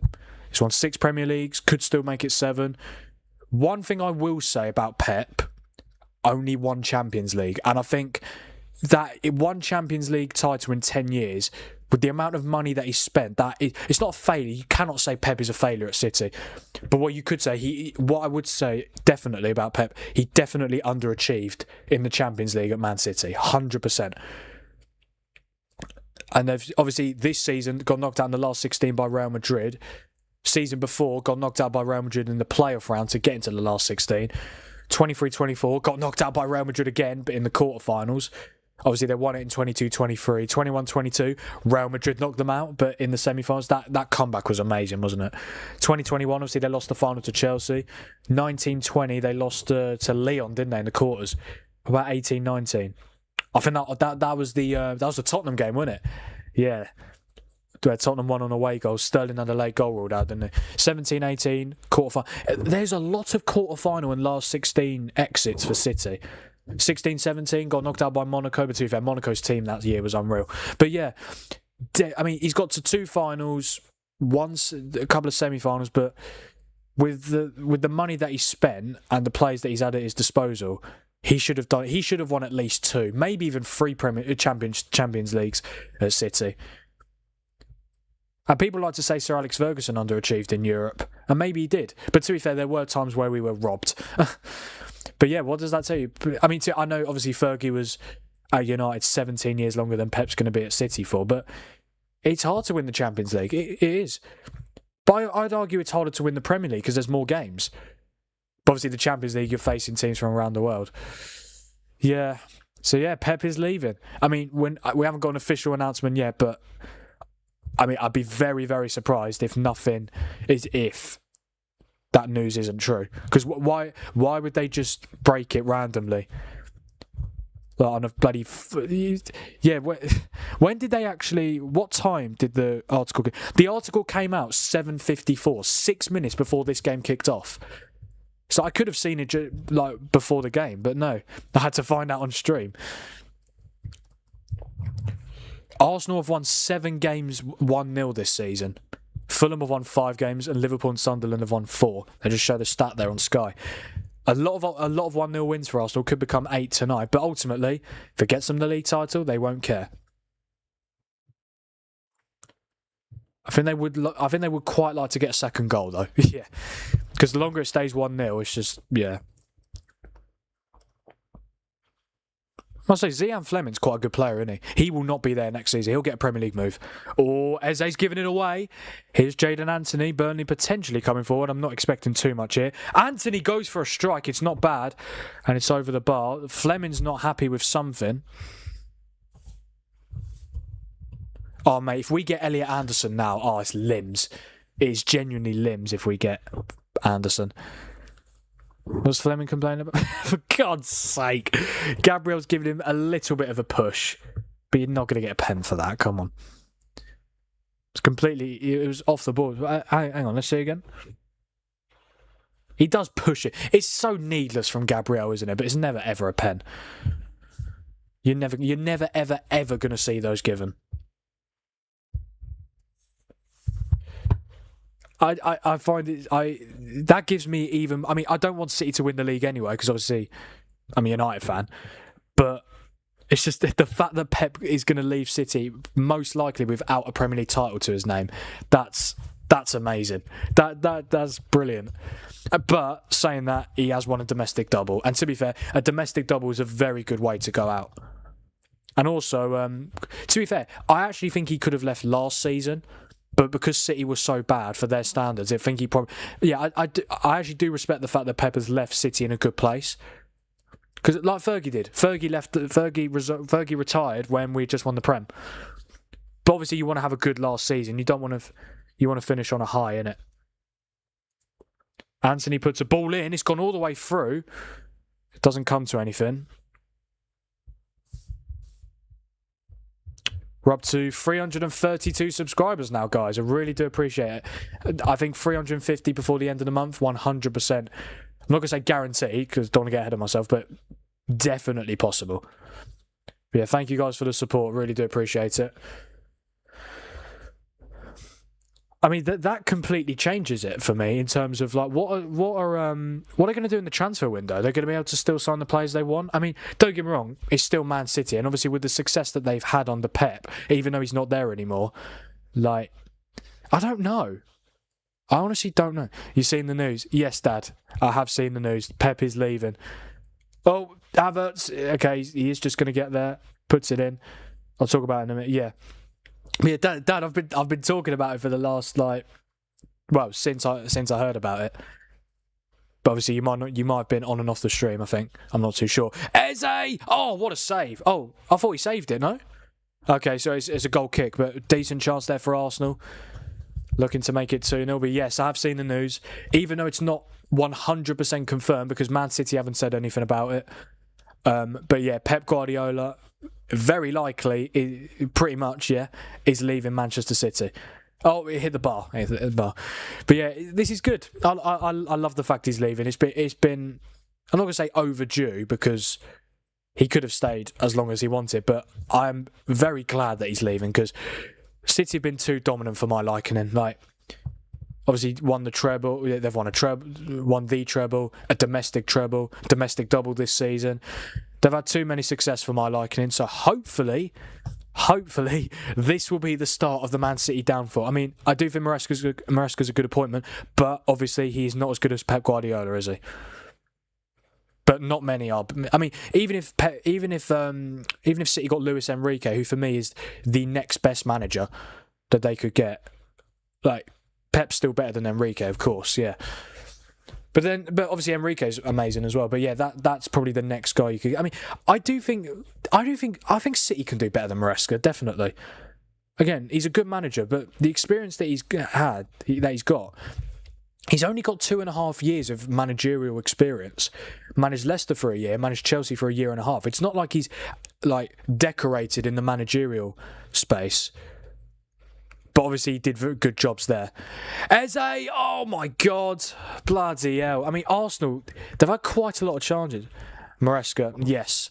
It will be Maresca to take over. Yeah, Maresca will be the new manager. It's pretty much confirmed. Yeah, I mean, TalkSport said that apparently he's already agreed to it. But yeah, Fabrizio Romano's been saying for ages that when Pep does decide to leave, whether that's this summer, which it is going to be, or next summer, Maresca will be the man to replace him. And I think he will do well. Again, I don't think City will be as dominant as they have been under Pep for so long, but I think he would. I mean, they'll get Champions League every year. I'm sure they'll win trophies. They're not going to win the Premier League every year under him, though. But I am very interested to see how he does. But yeah. But then again, but what I will say, it's a big loss for the Premier League. In the same summer, we're losing Pep Guardiola and Mo Salah in this league. And don't get me wrong, I'm happy about it because obviously Pep at City, Salah at Liverpool, United's two biggest rivals. I'm glad that they're losing such an important figure at the club. But in terms of for the Premier League, they are two massive losses. Good tackle from Hannibal. Burnley coming forward here. It's Jadon Anthony. Is he going to shoot? He's trying to, but there's literally no room. Here's Kai Walker. And yeah, it's cleared away. Eze should just deal with it, and he does. Mosquera coming forward now. It's quite end-to-end, this. Yeah, Arsenal don't have as much control as they did in the first half. I don't really know what Mosquera's doing there, to be honest. I really don't know what he's doing. Right, Hannibal, oh my God, what is he doing? Seriously. I'm not saying he's got to hit the target, but do better. Do bloody better.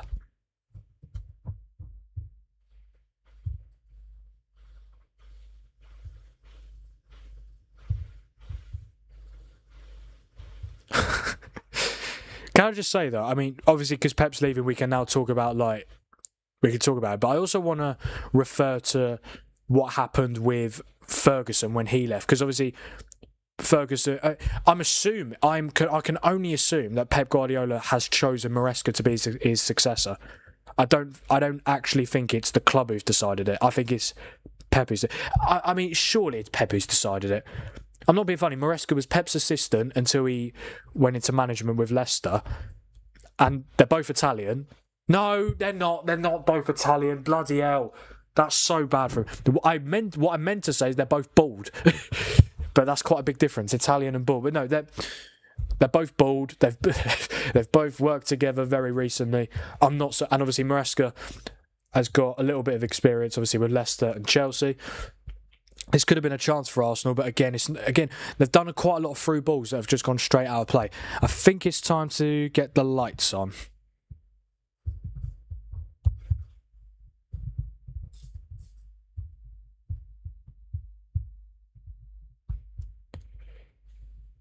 But to be fair, I'm not going to miss the manager Pep Guardiola, but I will miss the character. He's hilarious. He is genuinely hilarious. Bloody hell, Gabriel, that was a very loose pass, but Rice has tidied up for him. I'm sensing a little bit of nervousness for Arsenal. They've just got to keep doing. I mean, I say keep doing what they're doing. Just get a second goal and then you'll be home and dry. But if Burnley equalise, wow. I do not want Pep Guardiola leaving with a bloody league title and a domestic treble. That'd be a domestic treble as well. I can't have that. I cannot have that. He's already won 2 trophies. That's enough. That is enough, please. Rice finds Havertz. Now Saka. That should be a corner. No, he's kept it in. Perez keeps it in. But Arsenal have it back with Rice, and now it's Ødegaard who finds Havertz in the box, plays Saka, and it's into the side, net in. The flag was up anyway, I think. Yeah, linesman raised his flag. I don't know if it was for a goal kick. Was he offside, Saka? No, I think they've given the offside on Havertz.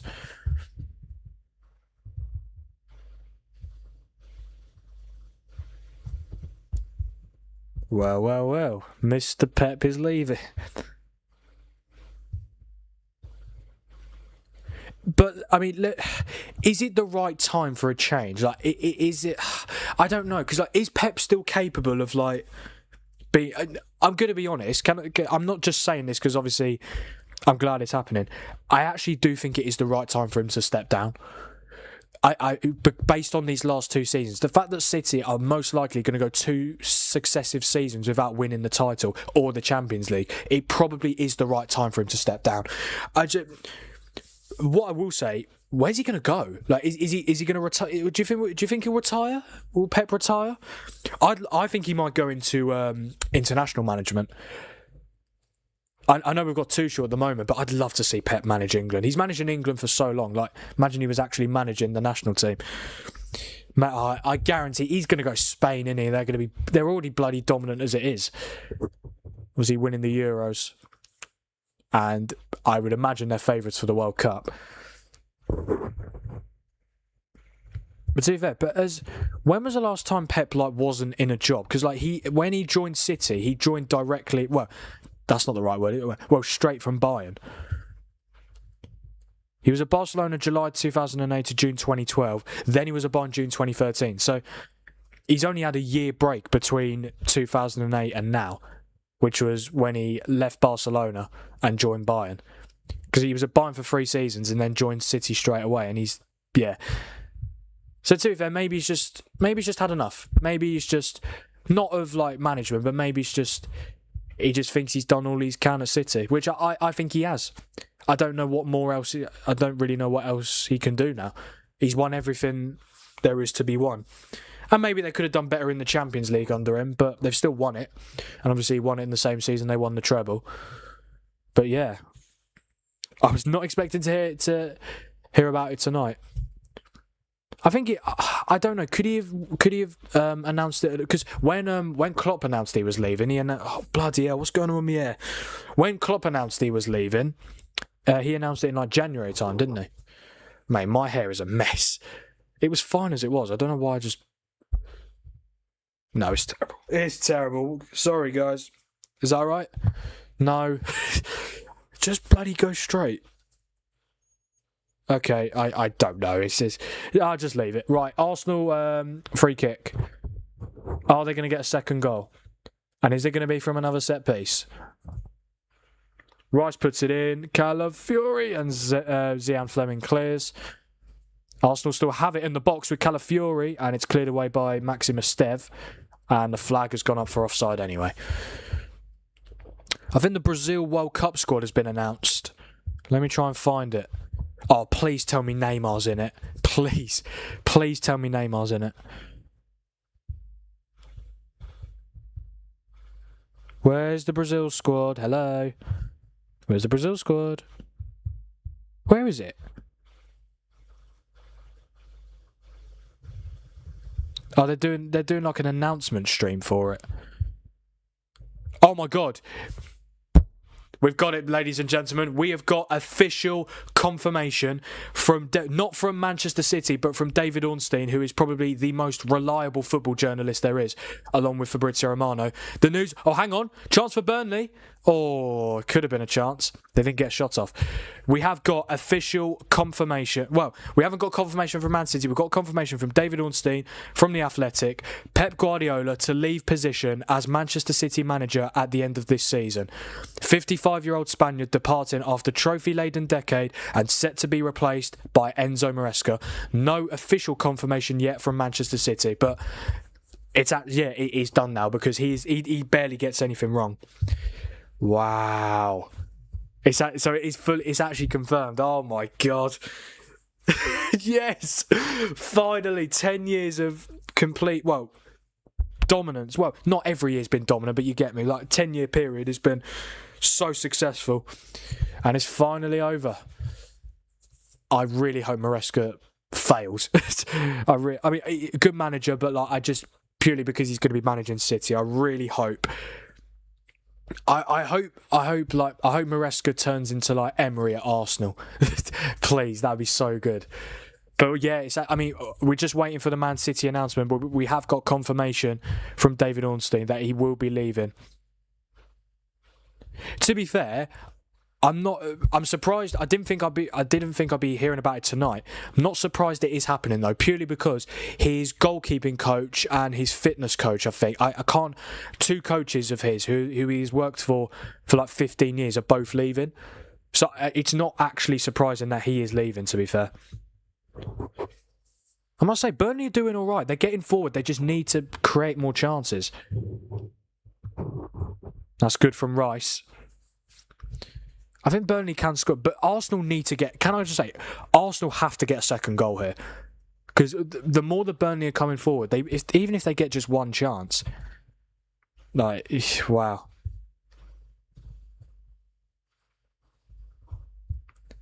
Well, I must say, another Pep quote that I really like. We cannot replace him. We cannot. Yeah, Pep has got so many generational quotes. He will be a big miss to the Premier League. I mean, when Klopp announced he was leaving, there was no rumours about it or anything. It actually came from Liverpool. So City are yet to announce it, but when they do announce it, everyone's going to be like, well, we've seen it. This is what I mean. Like, I know it's their job, but like, I would just prefer to hear it without hearing so many rumours about it. Like, if City just announce it, then it'd be like, okay, fine, and then the journalists can say it. But the journalists have to be first, don't they? Here's Erdegaard. Goes across to Mosquera.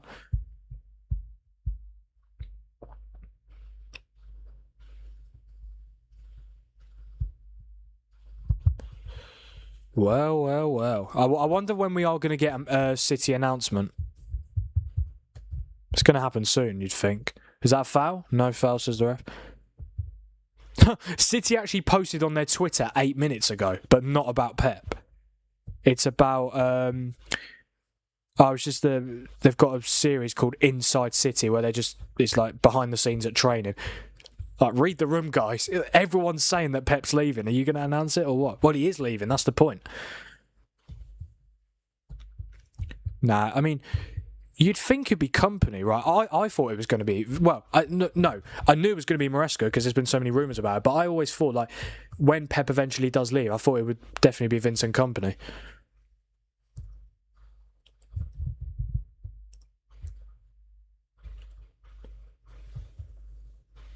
Oh, for God's sake. Do you know, I just realised as well, we obviously got the news today that Jose Mourinho is going back to Real Madrid. And on the same day, Jose Mourinho is going back to Real Madrid, Pep Guardiola's leaving Man City. I would have loved to have seen... Because Real Madrid and Man City play each other every year in the Champions League, so we would have seen it again. Oh no. Oh no. Oh no. VAR are checking for a red card. I think Kai Havertz is in trouble here. Oh, this has to be... He's caught him so high. Let's have a look again. Oh, he's got to go. He's got to go. It's clear if they don't send him off here, the referees don't have the balls. He's got to go off here. That is a terrible challenge on Ugo Chukwu. He's nowhere near the ball. He's caught him so high. He's got to go off here. If the referee goes to the monitor, they're going to give it.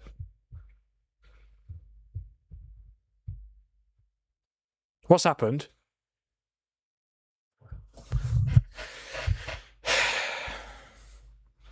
Are you actually serious? Oh my God. I have no words. Don't get me wrong. I want Arsenal to win this league, but I'm not going to be... Are you actually... Oh, wow. Oh my God. Are you actually telling me he's got away with it? It's not red. It's not... Do you know what? Honestly, the referees have done my nut in like so many... That sounds weird. The referees have done my head in so many times this game week. I need this season to end, man. I've had enough. I've had enough of referees. Are you actually seriously telling me, Ollie, you're not United fan, sorry, Ollie, the Arsenal fan, if you're still here, please tell me you actually you can't deny it. That is a red card any day of the week. He has caught him so high there, and he's nowhere near the ball. Are you actually telling me that's not a red? Oh my, I'm stunned. I'm genuinely stunned. If you're a Man City fan, you feel like everything's going against you now. Obviously, Pep leaving, and that... Because that completely changes the game. Because Arsenal will just sit back. To be fair, Arsenal haven't been amazing this second half anyway. I can't believe that. I genuinely cannot believe that has not been given as a red card. Just like Gabriel, eh? Gabriel should have been sent off against City for a headbutt on Haaland. And once again, Arsenal have got away with a red. And look, if I didn't want Arsenal to win the league, I'd be sat here fuming. I'm not fuming because ultimately I'd prefer them to win the league. But I'm not going to be deluded. They have got away with that massively. Right, there's a couple of changes happening here. Did I miss the substitution while I was talking about Pep? No. Well, loads of changes incoming. Right. Zeki Amdouni is coming on for Hannibal. Josh Laurent has come on for Leslie Ugachukwu, and I think Arsenal are going to make their triple change when the ball next goes out of play. I can't believe that, mate. Genuinely, Arsenal have got away with one again. They got away with obviously the decision against West Ham to disallow the goal. You cannot seriously tell me that's not a red. That it's a clear red card, isn't it? Do you know what the funny thing is? Didn't even get a yellow. It's not like he got a yellow and then he changes to a red. He didn't even ask him to go look at it. But we saw yesterday that sometimes the same decision can stand even when the referee goes to the monitor. I can't believe that. And I know there's going to be Arsenal fans saying, "Oh, it's not a red." It is. I know you're not going to say it, but it's 100%. It's a stonewall red card. Let's be brutally honest here. They have massively. I've just seen the still image. He has caught him. He's caught him on the calf. He's caught him from behind. He's nowhere near the ball.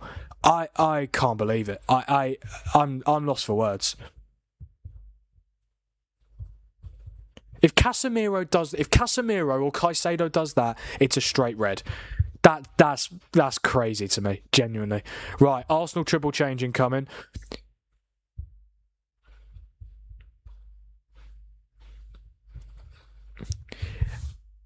It's not a surprise that Arsenal have not had a red card this season. Should have had one there. Not a surprise. I can't believe they've got away with that. But I'm not. Well, I can believe it. I'm not surprised. These referees are awful. Right, triple change. Lewis Skelly on for Eze, Hincapié on for Calafiori, Gyökeres on for the goal scorer Kai Havertz. Just under 20 minutes to go here. I think it is starting to get quite nervy at the Emirates. I think Burnley have done pretty well this second half.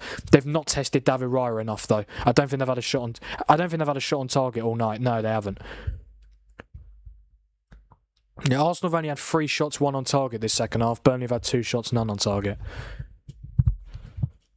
If Arsenal do win this league, like there has been a lot of games this season where they've not played that well. I don't think they played that well against West Ham last week. But yeah, sure. I mean, I'm really interested to hear from Arsenal fans. Even if you're going to win the league even if you win the league and the UCL this season, surely you don't enjoy watching your team play. Surely, right? It's okay to admit it because ultimately this style of play is winning you the Premier League and the Champions League. But it's not enjoyable. It's really not enjoyable. It should be though. It's Arsenal. They're a massive club. They should be playing good football. They don't play good football, unfortunately. But it doesn't matter if they win stuff. Then well, but the thing is, they haven't been winning stuff and they don't play good football. Will it come to an end this season? Highly likely, yeah. But there's still a chance it doesn't. They could still go trophyless. It is possible. Free kick coming for Arsenal. I'm not surprised Havertz has come off. Arteta doesn't want to risk it. I know he's not in a yellow, but I think Arteta knows that they've got away with one there. Rice puts it in, and it's gone all the way out for a goal kick. I told you, they have not played well tonight, Arsenal. They really haven't. I know there's pressure on them, but bloody hell.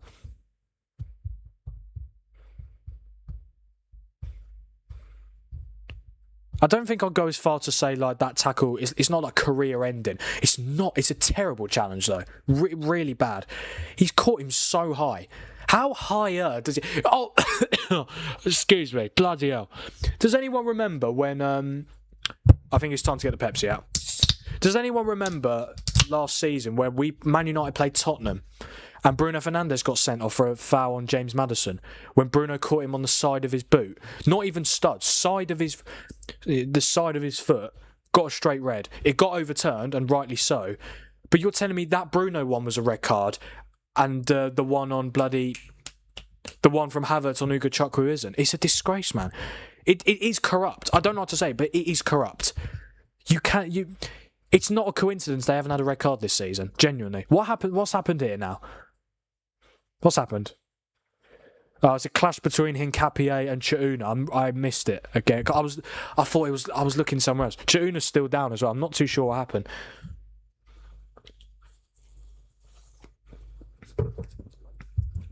Got about 15 minutes to go here.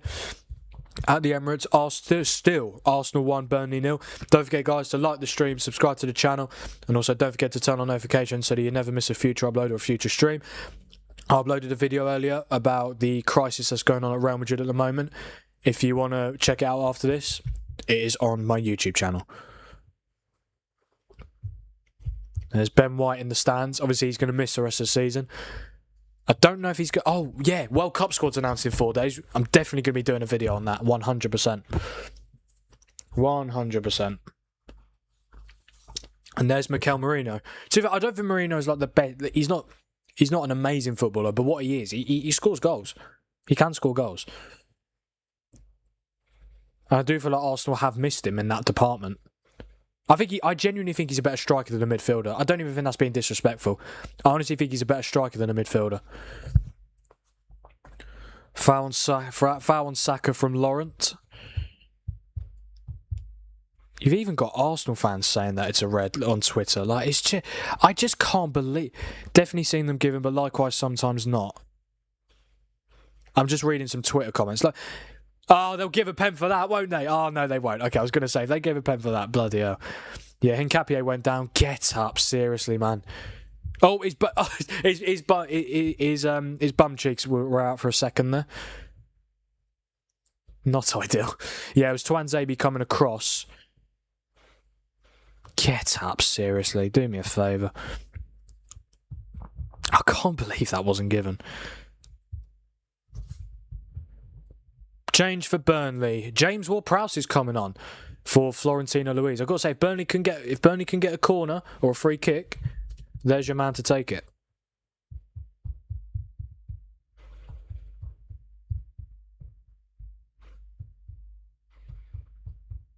Don't start doing this bloody Pep's better than Fergie thing on Twitter. Do me a favour. Pep doesn't even have the longevity. Not City, and well, he does, because 10 years is a long time, but not compared to, not compared to Ferguson.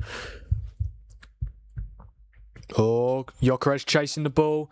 Esteve just about gets there. Max Wise, what are you doing? Oh my God, this guy! What are Burnley doing? Playing out for the bloody back. It's not. Again, they'll probably give this a pen and all.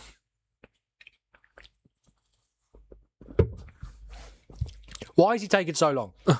Is it a pen? No, get up, seriously. Has he even touched him? He's not even touched him. Get up, Gyökeres. Seriously. Does he touch him? No, he doesn't. Get on with the game, please.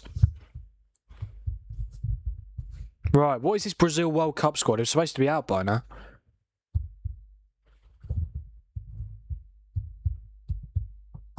As long as Neymar's in, we don't know. Oh no, we've got... Well, Casemiro is still technically a United player, but yeah, Casemiro and Mateus Cunha will be in, 100%. I wonder if Igor Thiago will be in. I do wonder. Because obviously, I mean, he's the second highest top Premier League goal scorer this season. I think he should be in, personally. I don't think he's the best overall footballer, but he scores goals, and that's what Brazil are going to need. I'd be very surprised if he's not in. But we still need to wait for the official announcement from Ancelotti. Right, free kick for Burnley. Ward-Prowse to take. Rise will claim. There we go. That was a free kick anyway. Free kick off the ball.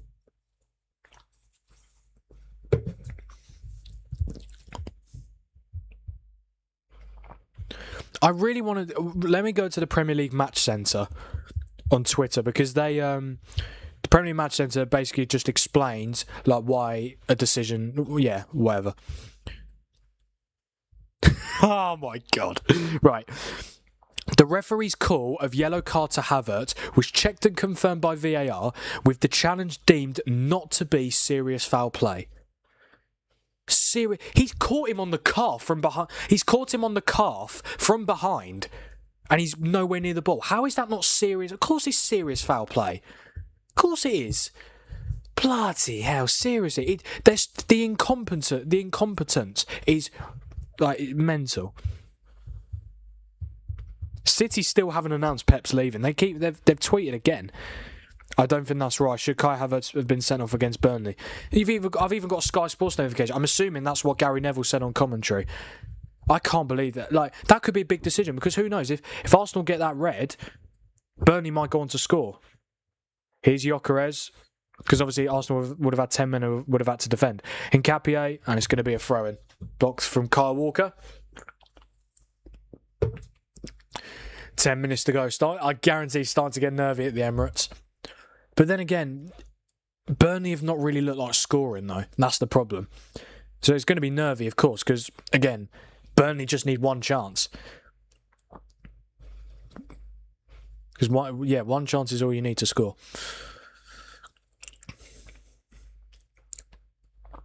Is it going to be a long throw in here from Declan Rice? Looks like it. Arsenal got players in the box.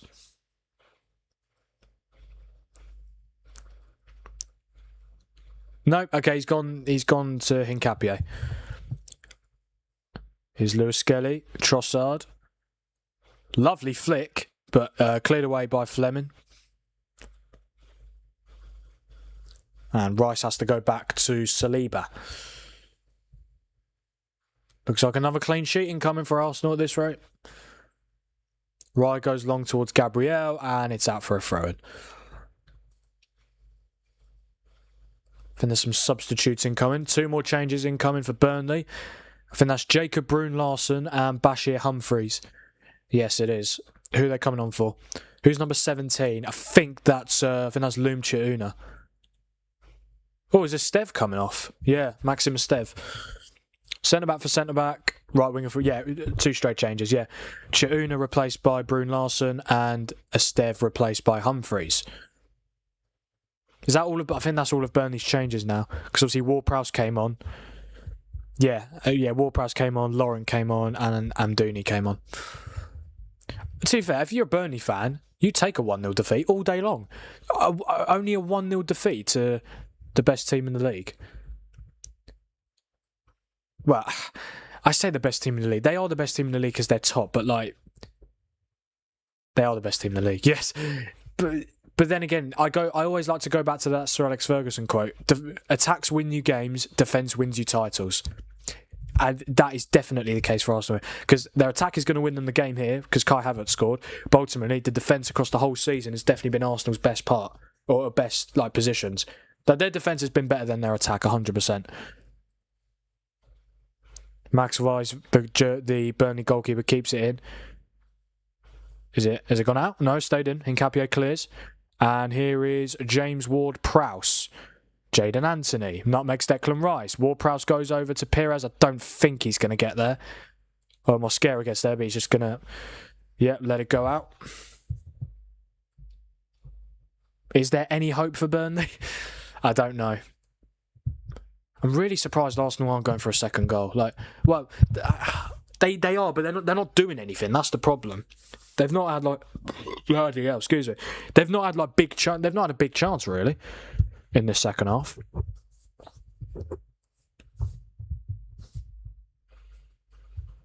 But you've just got to hope that it gets you over the line. That's the most important thing. A goal from a set piece against 19th in the league.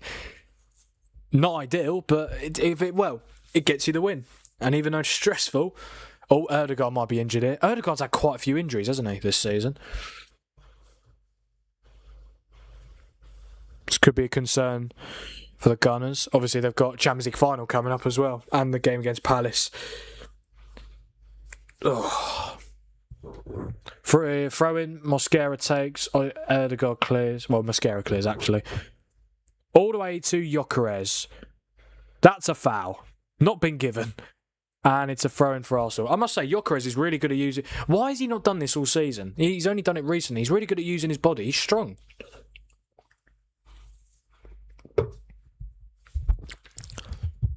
He's very built. Just over 5 minutes plus stoppage time. I reckon there'll be a decent amount. I mean, if you're an Arsenal fan, you don't want any stoppage time. You just want the game to be done.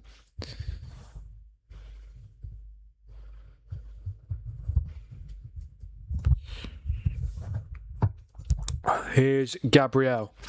Finds Trossard. Trossard loses possession. Ward-Prowse, and now it's Kyle Walker. Look at Arteta.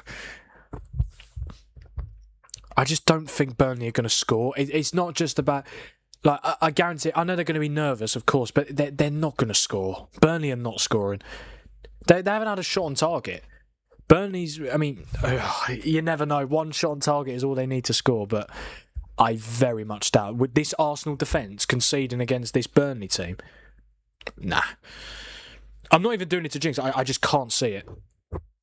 If I could see it, I'd say it, but no, I can't see it. Anthony finds Pires. Well, Pires has done quite well, but Saka is good defending. I don't think there was too much in that, but yeah, free kick's been given. Was there a lot in that? He goes down so late, but there is contact, I suppose.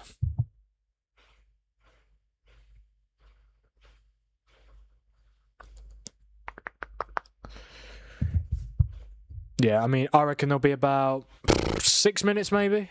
Obviously, with that VAR call still, I'm not going to talk about it because it annoyed me. It really, really annoyed me. I just don't get how it's a pen. No, sorry, not a pen. Sorry, it's a red card. It's a red card any day of the week. It's all that challenge, that type of challenge has always been a red card. When it's that high. No, I guarantee if that was on an Arsenal player, they'd be screaming for a red. They'd be absolutely screaming for a red. But so they should be, because it is a red card challenge. I just can't believe it wasn't given, genuinely.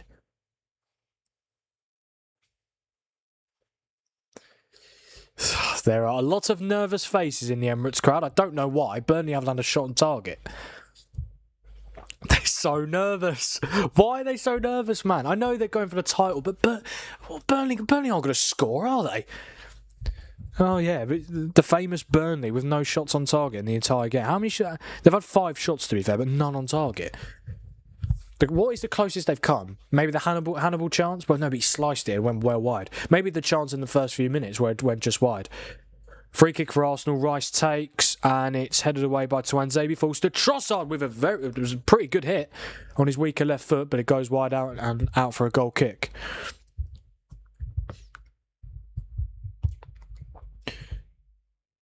I've got to say, he hits it it's a very good hit. That would have been a sick goal if that went in. The technique was brilliant. Again, I know Burnley will come forward, but they're not going to create anything, are they? But then again, they did score late on at Stamford Bridge. And they did manage to... Obviously, they were 1-0 down against Liverpool and managed to get a goal. Or an equaliser. Here's Gyökeres. And he's not managed to get past Tuanzebe. Here's Ward-Prowse. Oh, what is Ward-Prowse doing? Bloody... What are Burnley doing? What are Burnley doing? Here's Trossard. Oh, he's gone for a flick, and it's out for... Oh, that went out for a goal. Yeah, goal kick. How's the game been, mate? To be honest with you, Dad, it's been boring. It's genuinely been boring. There's not been a big chance this second half. But it's Arsenal, so I'm not really surprised it's boring. I mean, it's been tense. Yeah, it's been tense because obviously Arsenal need to win to go closer to the title. But in terms of the actual game, it's not been a classic at all. But I mean, Arsenal don't play good football anyway, and Burnley are already relegated. So I didn't think it'd be a classic, but I thought Arsenal when they went 1-0 up, they'd go on to get 2. They'd go on to get 2 or 3. The fact it's still 1-0 is surprising. It is really surprising. But maybe they're just because obviously they've got the goal. Maybe they just want to. Maybe they're just assuming that because we've got such a good defence that Burnley aren't going to score. But as I say, they only need one chance. But yeah, it's not been a great game at all, Dad. You're not missing anything, to be honest. And even the only goal in the game has come from a set piece. So yeah, but there could be a little bit of drama to come, depending on how many added minutes there are. We're about 10 seconds away from finding out. I think there's going to be 6 minutes. What I will say, Dad, what you have missed, a very controversial VAR call. Kai Havertz should have been sent off. He caught Leslie Ugochukwu, who used to play for Chelsea, on the back of the calf. He was nowhere near the ball. And, nowhere near the ball. Referee didn't give it on field. VAR looked at it and they said check complete. And apparently it wasn't serious foul play. It definitely was serious foul play. I don't know how Arsenal got away with it, but they did. 7 added minutes. Oh, this is going to be tense. This is going to be tense. Bloody hell, Zian Fleming. Oh, Gabriel. Honestly, Gabriel's such a whinger, isn't he? He's such a whinger. I don't get what do they want Fleming to do? He's allowed to challenge for the ball. Okay, it might have been a painful one for Raya, but what do you want him to do? Just let Raya claim it? I mean, he has completely bodied him. Yeah. A yellow card for the Dutchman. I was going to put money on -1, so glad I didn't. I mean, I honestly thought Arsenal would win this comfortably. It's not been comfortable at all, really. I mean, they've not really been in any danger of conceding, really. Because all of Burnley haven't had a shot on target, but like it's been nervy, of course. Timber, Marino are there. They're waiting and Ben White waiting to celebrate with the Arsenal players. Well, I say celebrate. I mean, they'll be closer to the title, but only winning 1-0 against the likes of West Ham and Burnley, teams who are going down. It's I just think, look, I don't want to be disrespectful because obviously if their name is on the trophy, massive congratulations, and obviously I would prefer them to do it over City. But I honestly think if Arsenal were to play against every Premier League winning team, like each individual team, they would lose, I think, pretty much every single one. I think every Premier League team that has won the title, each individual team, all the United teams, the City teams, the Liverpool teams, they all beat this Arsenal team. I think the only teams that Arsenal could beat, that Leicester team maybe, but even that Leicester team had Vardy, Mahrez. Yeah, I don't know, man. Excuse me. I mean, I would say Blackburn, but they had bloody Alan Shearer and Chris Sutton up front. But no, I just... Yeah, I mean, I don't want to. Again, I don't want to sound disrespectful. Again, there's nothing wrong. And to be fair, I don't even think Arsenal fans will mind me saying this. I do think they will go down as the worst individual team to win the league. I think when you compare each team, like when you compare like United 08-09, like United 07-08, like United treble winning team, City treble winning team, City 23-24. Like I'm just naming like just as examples. All those teams are better than this Arsenal team, 100%. And if Arsenal win the league, ultimately, if you win the league, you do deserve it, because ultimately it's a 38-game season. But it looks like they're going to get the job done. Well, they'll get the job done for this game. They can't play like this against Palace, by the way. No. Palace are better than Burnley, and it's at Selhurst Park. But they might not need to, because obviously Man City travel to Bournemouth tomorrow. But I think the fact that obviously Pep Guardiola's leaving at the end of the season probably motivates the City players more to give him the most perfect send-off, which would obviously be to win the Premier League again. But yeah, if you're going for the title, you should be beating Burnley by more than 1 goal. I mean, if Arsenal win this, if it stays like this will be Arsenal's 8th 1-0 victory this season. Like they've won quite a lot of games by 1 goal. Well, but that doesn't even include like 2-1s and stuff like that. Like there's just not a lot of goals, is there? I want goals, man. I want drama. Burnley are not scoring, are they? Absolutely not. They're not going to score. Foul on bloody. Honestly, this ref has given Arsenal so many free kicks. Did Pires even catch Saka there? Let's have a look. Oh dear. He's kicked the ball against his face. It might have been a painful one because obviously the ball went into his face. But how's he been given he's been given a yellow for no contact? Honestly, this ref has been pro Arsenal in my opinion.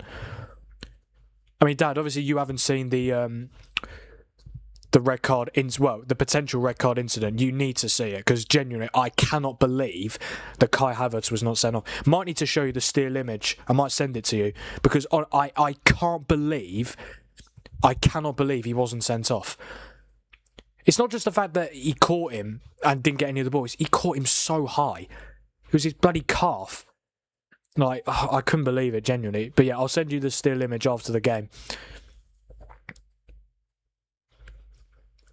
And I know football isn't played in still images, but when you catch someone that high, like it's not even like you have to see the full video. Like it was a clear red card. 2 minutes to go of the 7 minutes added on. It looks like Arsenal are going to get a win. I mean, they're scraping over the line here instead of running past it. They're just about getting into it. But Martinelli's in. This could be it. Oh my God, he can't control the ball. He cannot control the ball, and it's gone out for a goal kick. Bloody hell. One Premier League goal this season, and that's probably why. It comes from a Burnley goal kick. Zubamendi wins the header. It goes straight through to Martinelli. Mate, it bounces off him like 5 times. Genuinely. Oh, that's so bad. Mate, if Burnley score here, oh my God. They won't.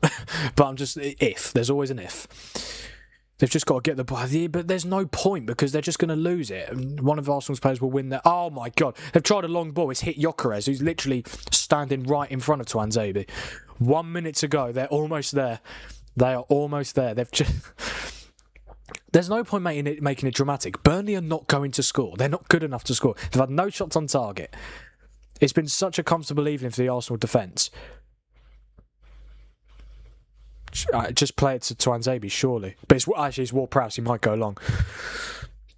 There's no Burnley players in the box. They're not even... do they even care about getting the point? What is the point going to do for them? That's probably why they're not that bothered. Right, Tuanzebe. It's not a bad ball to Amdouni, but I think, no, get up. And that should be it. That should be it. I mean, it has been not a great game of football at all, but for Arsenal, they're going to get over the line in terms of this game, and it means they will... Well, there is a chance that they might not... That going into the Palace game, they will already be league champions. They'll have to wait and see what City do tomorrow, but they've done their job. They're going 5 points clear at the top of the Premier League. And for Man City, it is literally just about winning your last 2 and hoping Palace can do you a favour. I think if Arsenal play like this next week, they won't win. I genuinely do think that. I don't think Glasner will rest players. I really don't.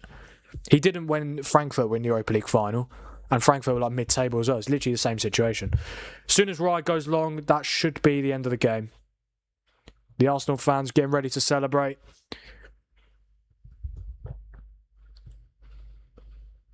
Any chance, ref? You going to blow the whistle? Okay. Just blow the whistle, ref. They're not going to score. It's over. Or is it? Yes. Oh, okay, but... Right, go on. Long throw. Long throw. Who takes Burnley's long throws? This is literally the last shot. You just get everyone in the box and see what happens. Oh, Kyle Walker, right. This is literally it. If Arsenal defend this, they should be fine. Burnley have got a long throw-in incoming here from Kyle Walker. If Burnley score here, oh my God. Surely not. Right, Kyle Walker, it is quite long. Headed away, and they've still got it. He's got a cross, Walker. They've got it away. It's done. It's done. Why is the referee not blowing the whistle yet? They played a minute over. That's going to go out for a throw-in, and that will be it. You could just blow, ref. I mean, what was the point? Seriously. Is he blown it? Because he can't hear. Why they played a minute and a half over? Bloody hell.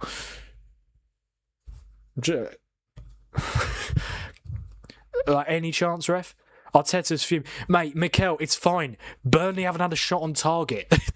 You're not gonna concede. You've literally got the throw in. You're gonna be absolutely fine. He'll blow any second. You can see you got another throw in. You'll be fine. I don't know why he's not blown yet though. We've played 2 minutes over. He's just waiting for Burnley to have a proper chance. Not going to happen. We could play another 90 minutes and Burnley probably wouldn't have another shot on... Well, I say another. They haven't had a shot on target. We could genuinely play another game and Burnley wouldn't have a shot on target. Gyökeres to Mosquera. I still don't... The referee still hasn't blown, by the way. What? Just blow... They've got the ball in the corner. Just get it done. Bloody hell, that's brilliant from Mosquera. Tuanzebe clears. Today would be nice, ref. And that is the full-time whistle. And Arsenal are 1 game away, 1 win away from winning the Premier League for the first time in 22 years. It was not a great performance in the slightest. I'm not going to say made it quite difficult because ultimately Burnley did pretty much nothing going forward. But they should have won that game much more comfortably than they did. But if you're an Arsenal fan, you do not care one bit. They've got the job done. They've got the win, which means there is a chance that they will be Premier League champions tomorrow. They could be Premier League champions tomorrow. Man City have to win. They have to win against Bournemouth. One thing I would say, which could be a difference maker in this title race, because Arsenal have only scored 1 goal, their goal difference is now on the same as City. And Palace away is not easy. Palace away will not be an easy game. Excuse me. I do think they will do it. I do. But I just hope it goes down to the final day at least. And I do hope they do it. I'd rather they do it. But yeah, Arsenal get the win. I mean, I think Arteta would have probably liked it to be a more comfortable scoreline. The only goal coming from a set piece, not surprising. But yeah, Kai Havertz with the only goal of the game, started ahead of Gyökeres, and he justified his selection. I mean, Burnley, they only had, 5 shots in the game? And they had no shots on target. I know I've said it so many times, but I mean, Arsenal, these stats are they're not great. I'll go through them. Yeah, they only had 61% possession. I expected that to be a lot more. They only had 1.03 XG, 13 shots, only 3 on target, but then 38 touches in Burnley's box. Burnley had 39% possession, 0.21 XG, 5 shots, none on target, 7 touches in Arsenal's box. Burnley didn't do bad at all, to be fair. Burnley did not do bad at all. They gave it a go.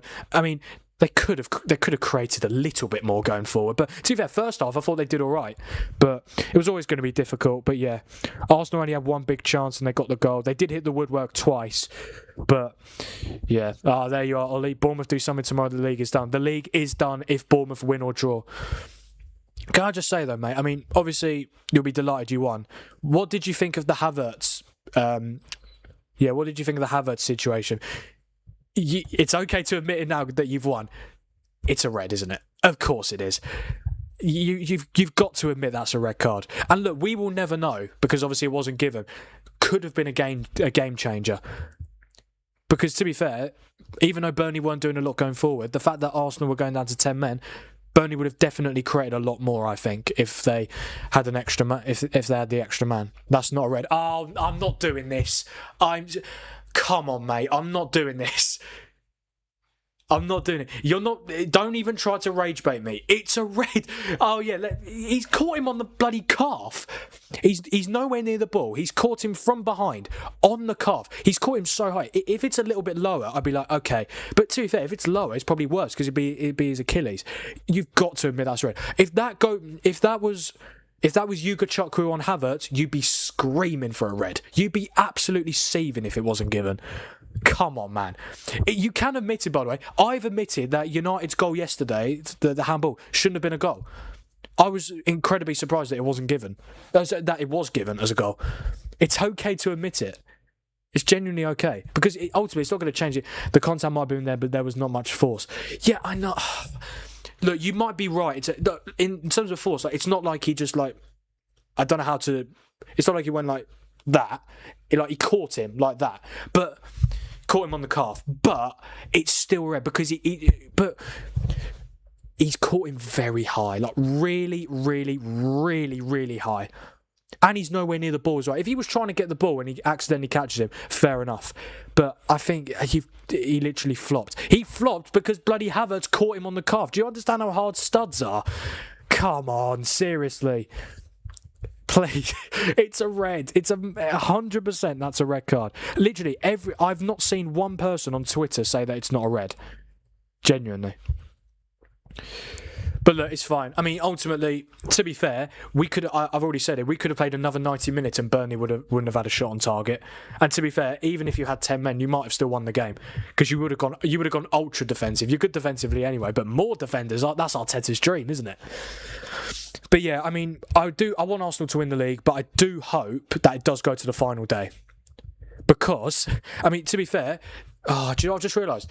The title race and the relegation battle could be decided tomorrow, for God's sake. If Man City don't win and Spurs get a point, title and relegation's done. Arsenal will win the league and West Ham go down. That's a bit depressing, isn't it? I'm doing a Premier League final day watch-along. I want everything to be, still to be decided. So hopefully, I mean, I don't want City to win, but if they do win, I'm not going to... I won't mind. Yeah, I won't mind. It would be funny if they didn't win, because obviously Pep's leaving and I don't want him to leave with a title, but I'd be more than happy for you guys to win it on the final day, absolutely. I genuinely wouldn't mind if it goes to the final day and you score in the first minute against Palace. Fine. I just wanted to go to the final day, so at least there's some jeopardy. At least there's some jeopardy. Same with the relegation battle, because even though West Ham will have to win next week, and obviously Tottenham have to just get 1 point, I just want everything to still be in the balance. Even if you're thinking, oh, Tottenham get a point against Everton, they might not.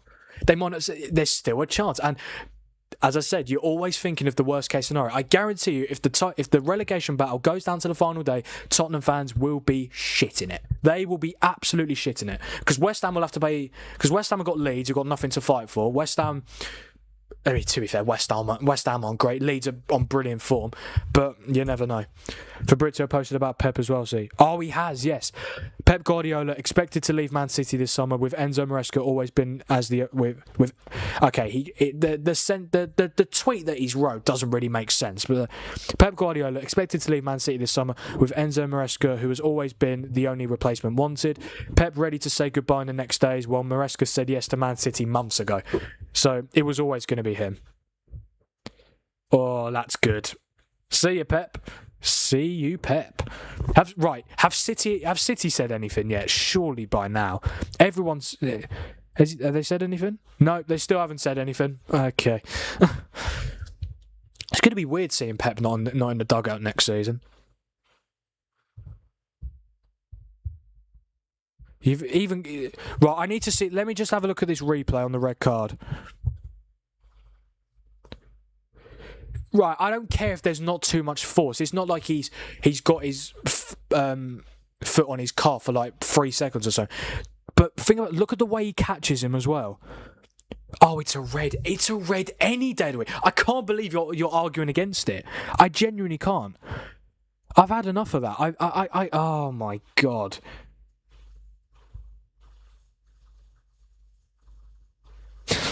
You've even got Arsenal fans saying it's a red. Like it's okay to admit it.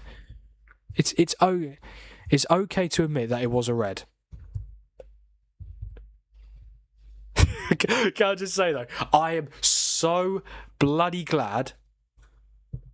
I'm so bloody glad that that I don't want City to win the league. Because if I didn't want Arsenal to win the league, and obviously, yeah, that happened, I'd be seething. I'd still be ranting about it right now. Even though it's definitely a red, I'm like, it's fine. It's fine. City won't win the league. It's okay. And Pep's leaving. He won't leave with a league title. But yeah, I mean, I'm not going to say congrats to Arsenal. I'll say congrats if they win it next week or tomorrow. Yeah. But yeah, they were not great today, Arsenal. They got the job done, and that's the most important thing. But they are stumbling towards the finishing line, like genuinely stumbling. Because what City used to do, like under Pep, they don't really do it anymore. Because obviously they didn't win the title last year, probably not going to win it this year. They batter teams. Remember 23-24? Like they battered Wolves 5-1. They battered Fulham 4-0. Obviously you'll be aware because obviously the title race involved you lot. Yeah, I mean in the running are scary. Like not anymore, but they used to be. Like when you lost to Villa 2 seasons ago at the Emirates, City, both of you won the rest of their game.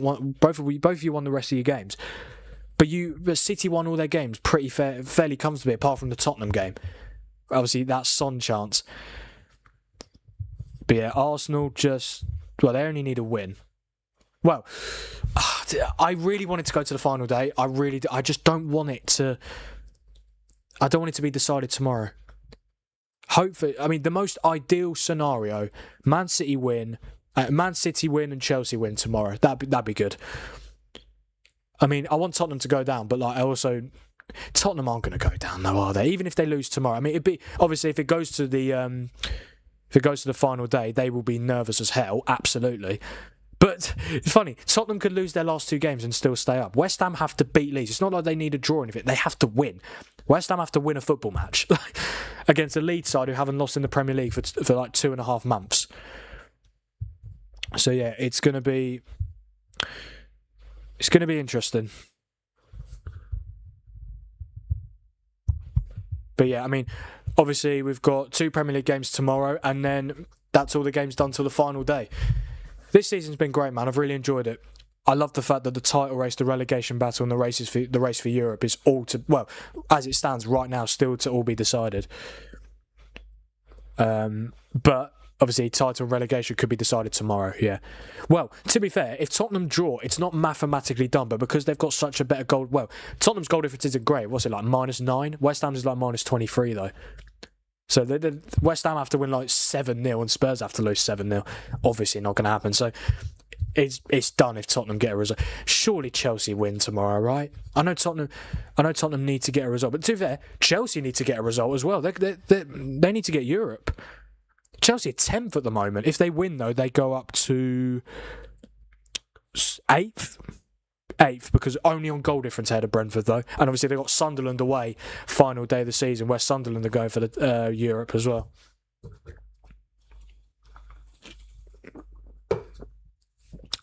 Kai Havertz with the goal. And they just about get the win. Yeah, it was anything but straightforward for the Gunners tonight. I honestly thought when they got that first goal, I mean, obviously it took a while, but like I honestly thought they would just they go for the they would go for the kill, get a second. That should have been it. They should have gone to get a second. What they've done too many times this season. Also, I know it sounds crazy to say because obviously, well, it doesn't. It's not crazy to say because it's true, but don't really need to bring it up purely because they're about to win the league.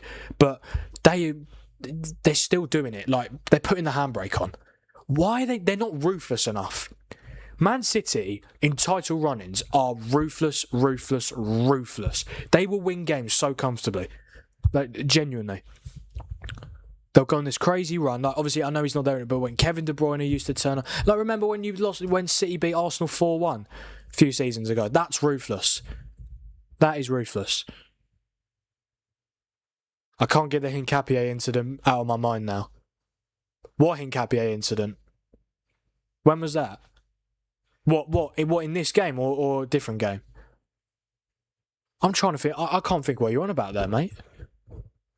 Hincapié incident.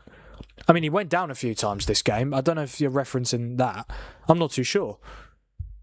I'm not too sure, to be honest with you, mate. Yeah, please do clarify me. Do you mean the Havertz incident? I don't know. I genuinely don't know.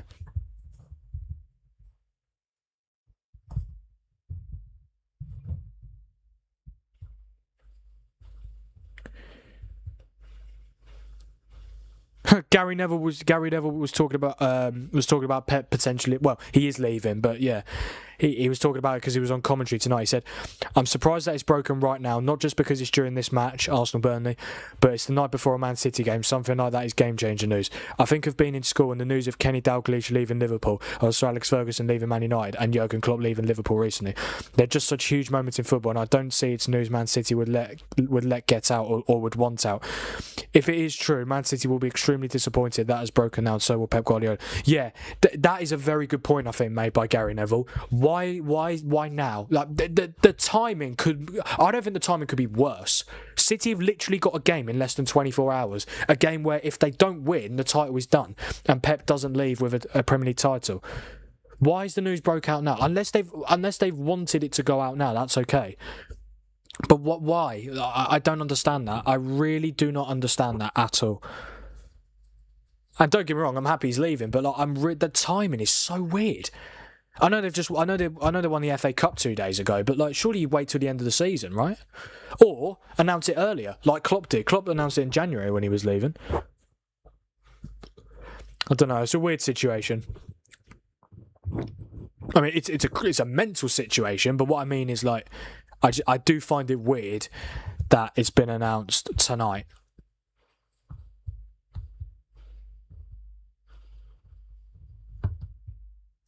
Mate, genuinely, every single tweet on Twitter is literally about the red card and Pep.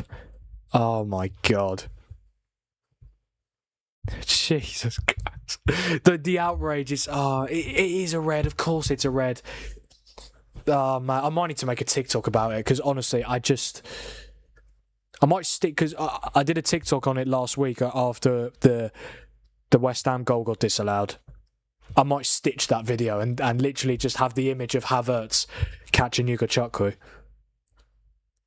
But yeah, that's it's not ideal, is it? No, it's not.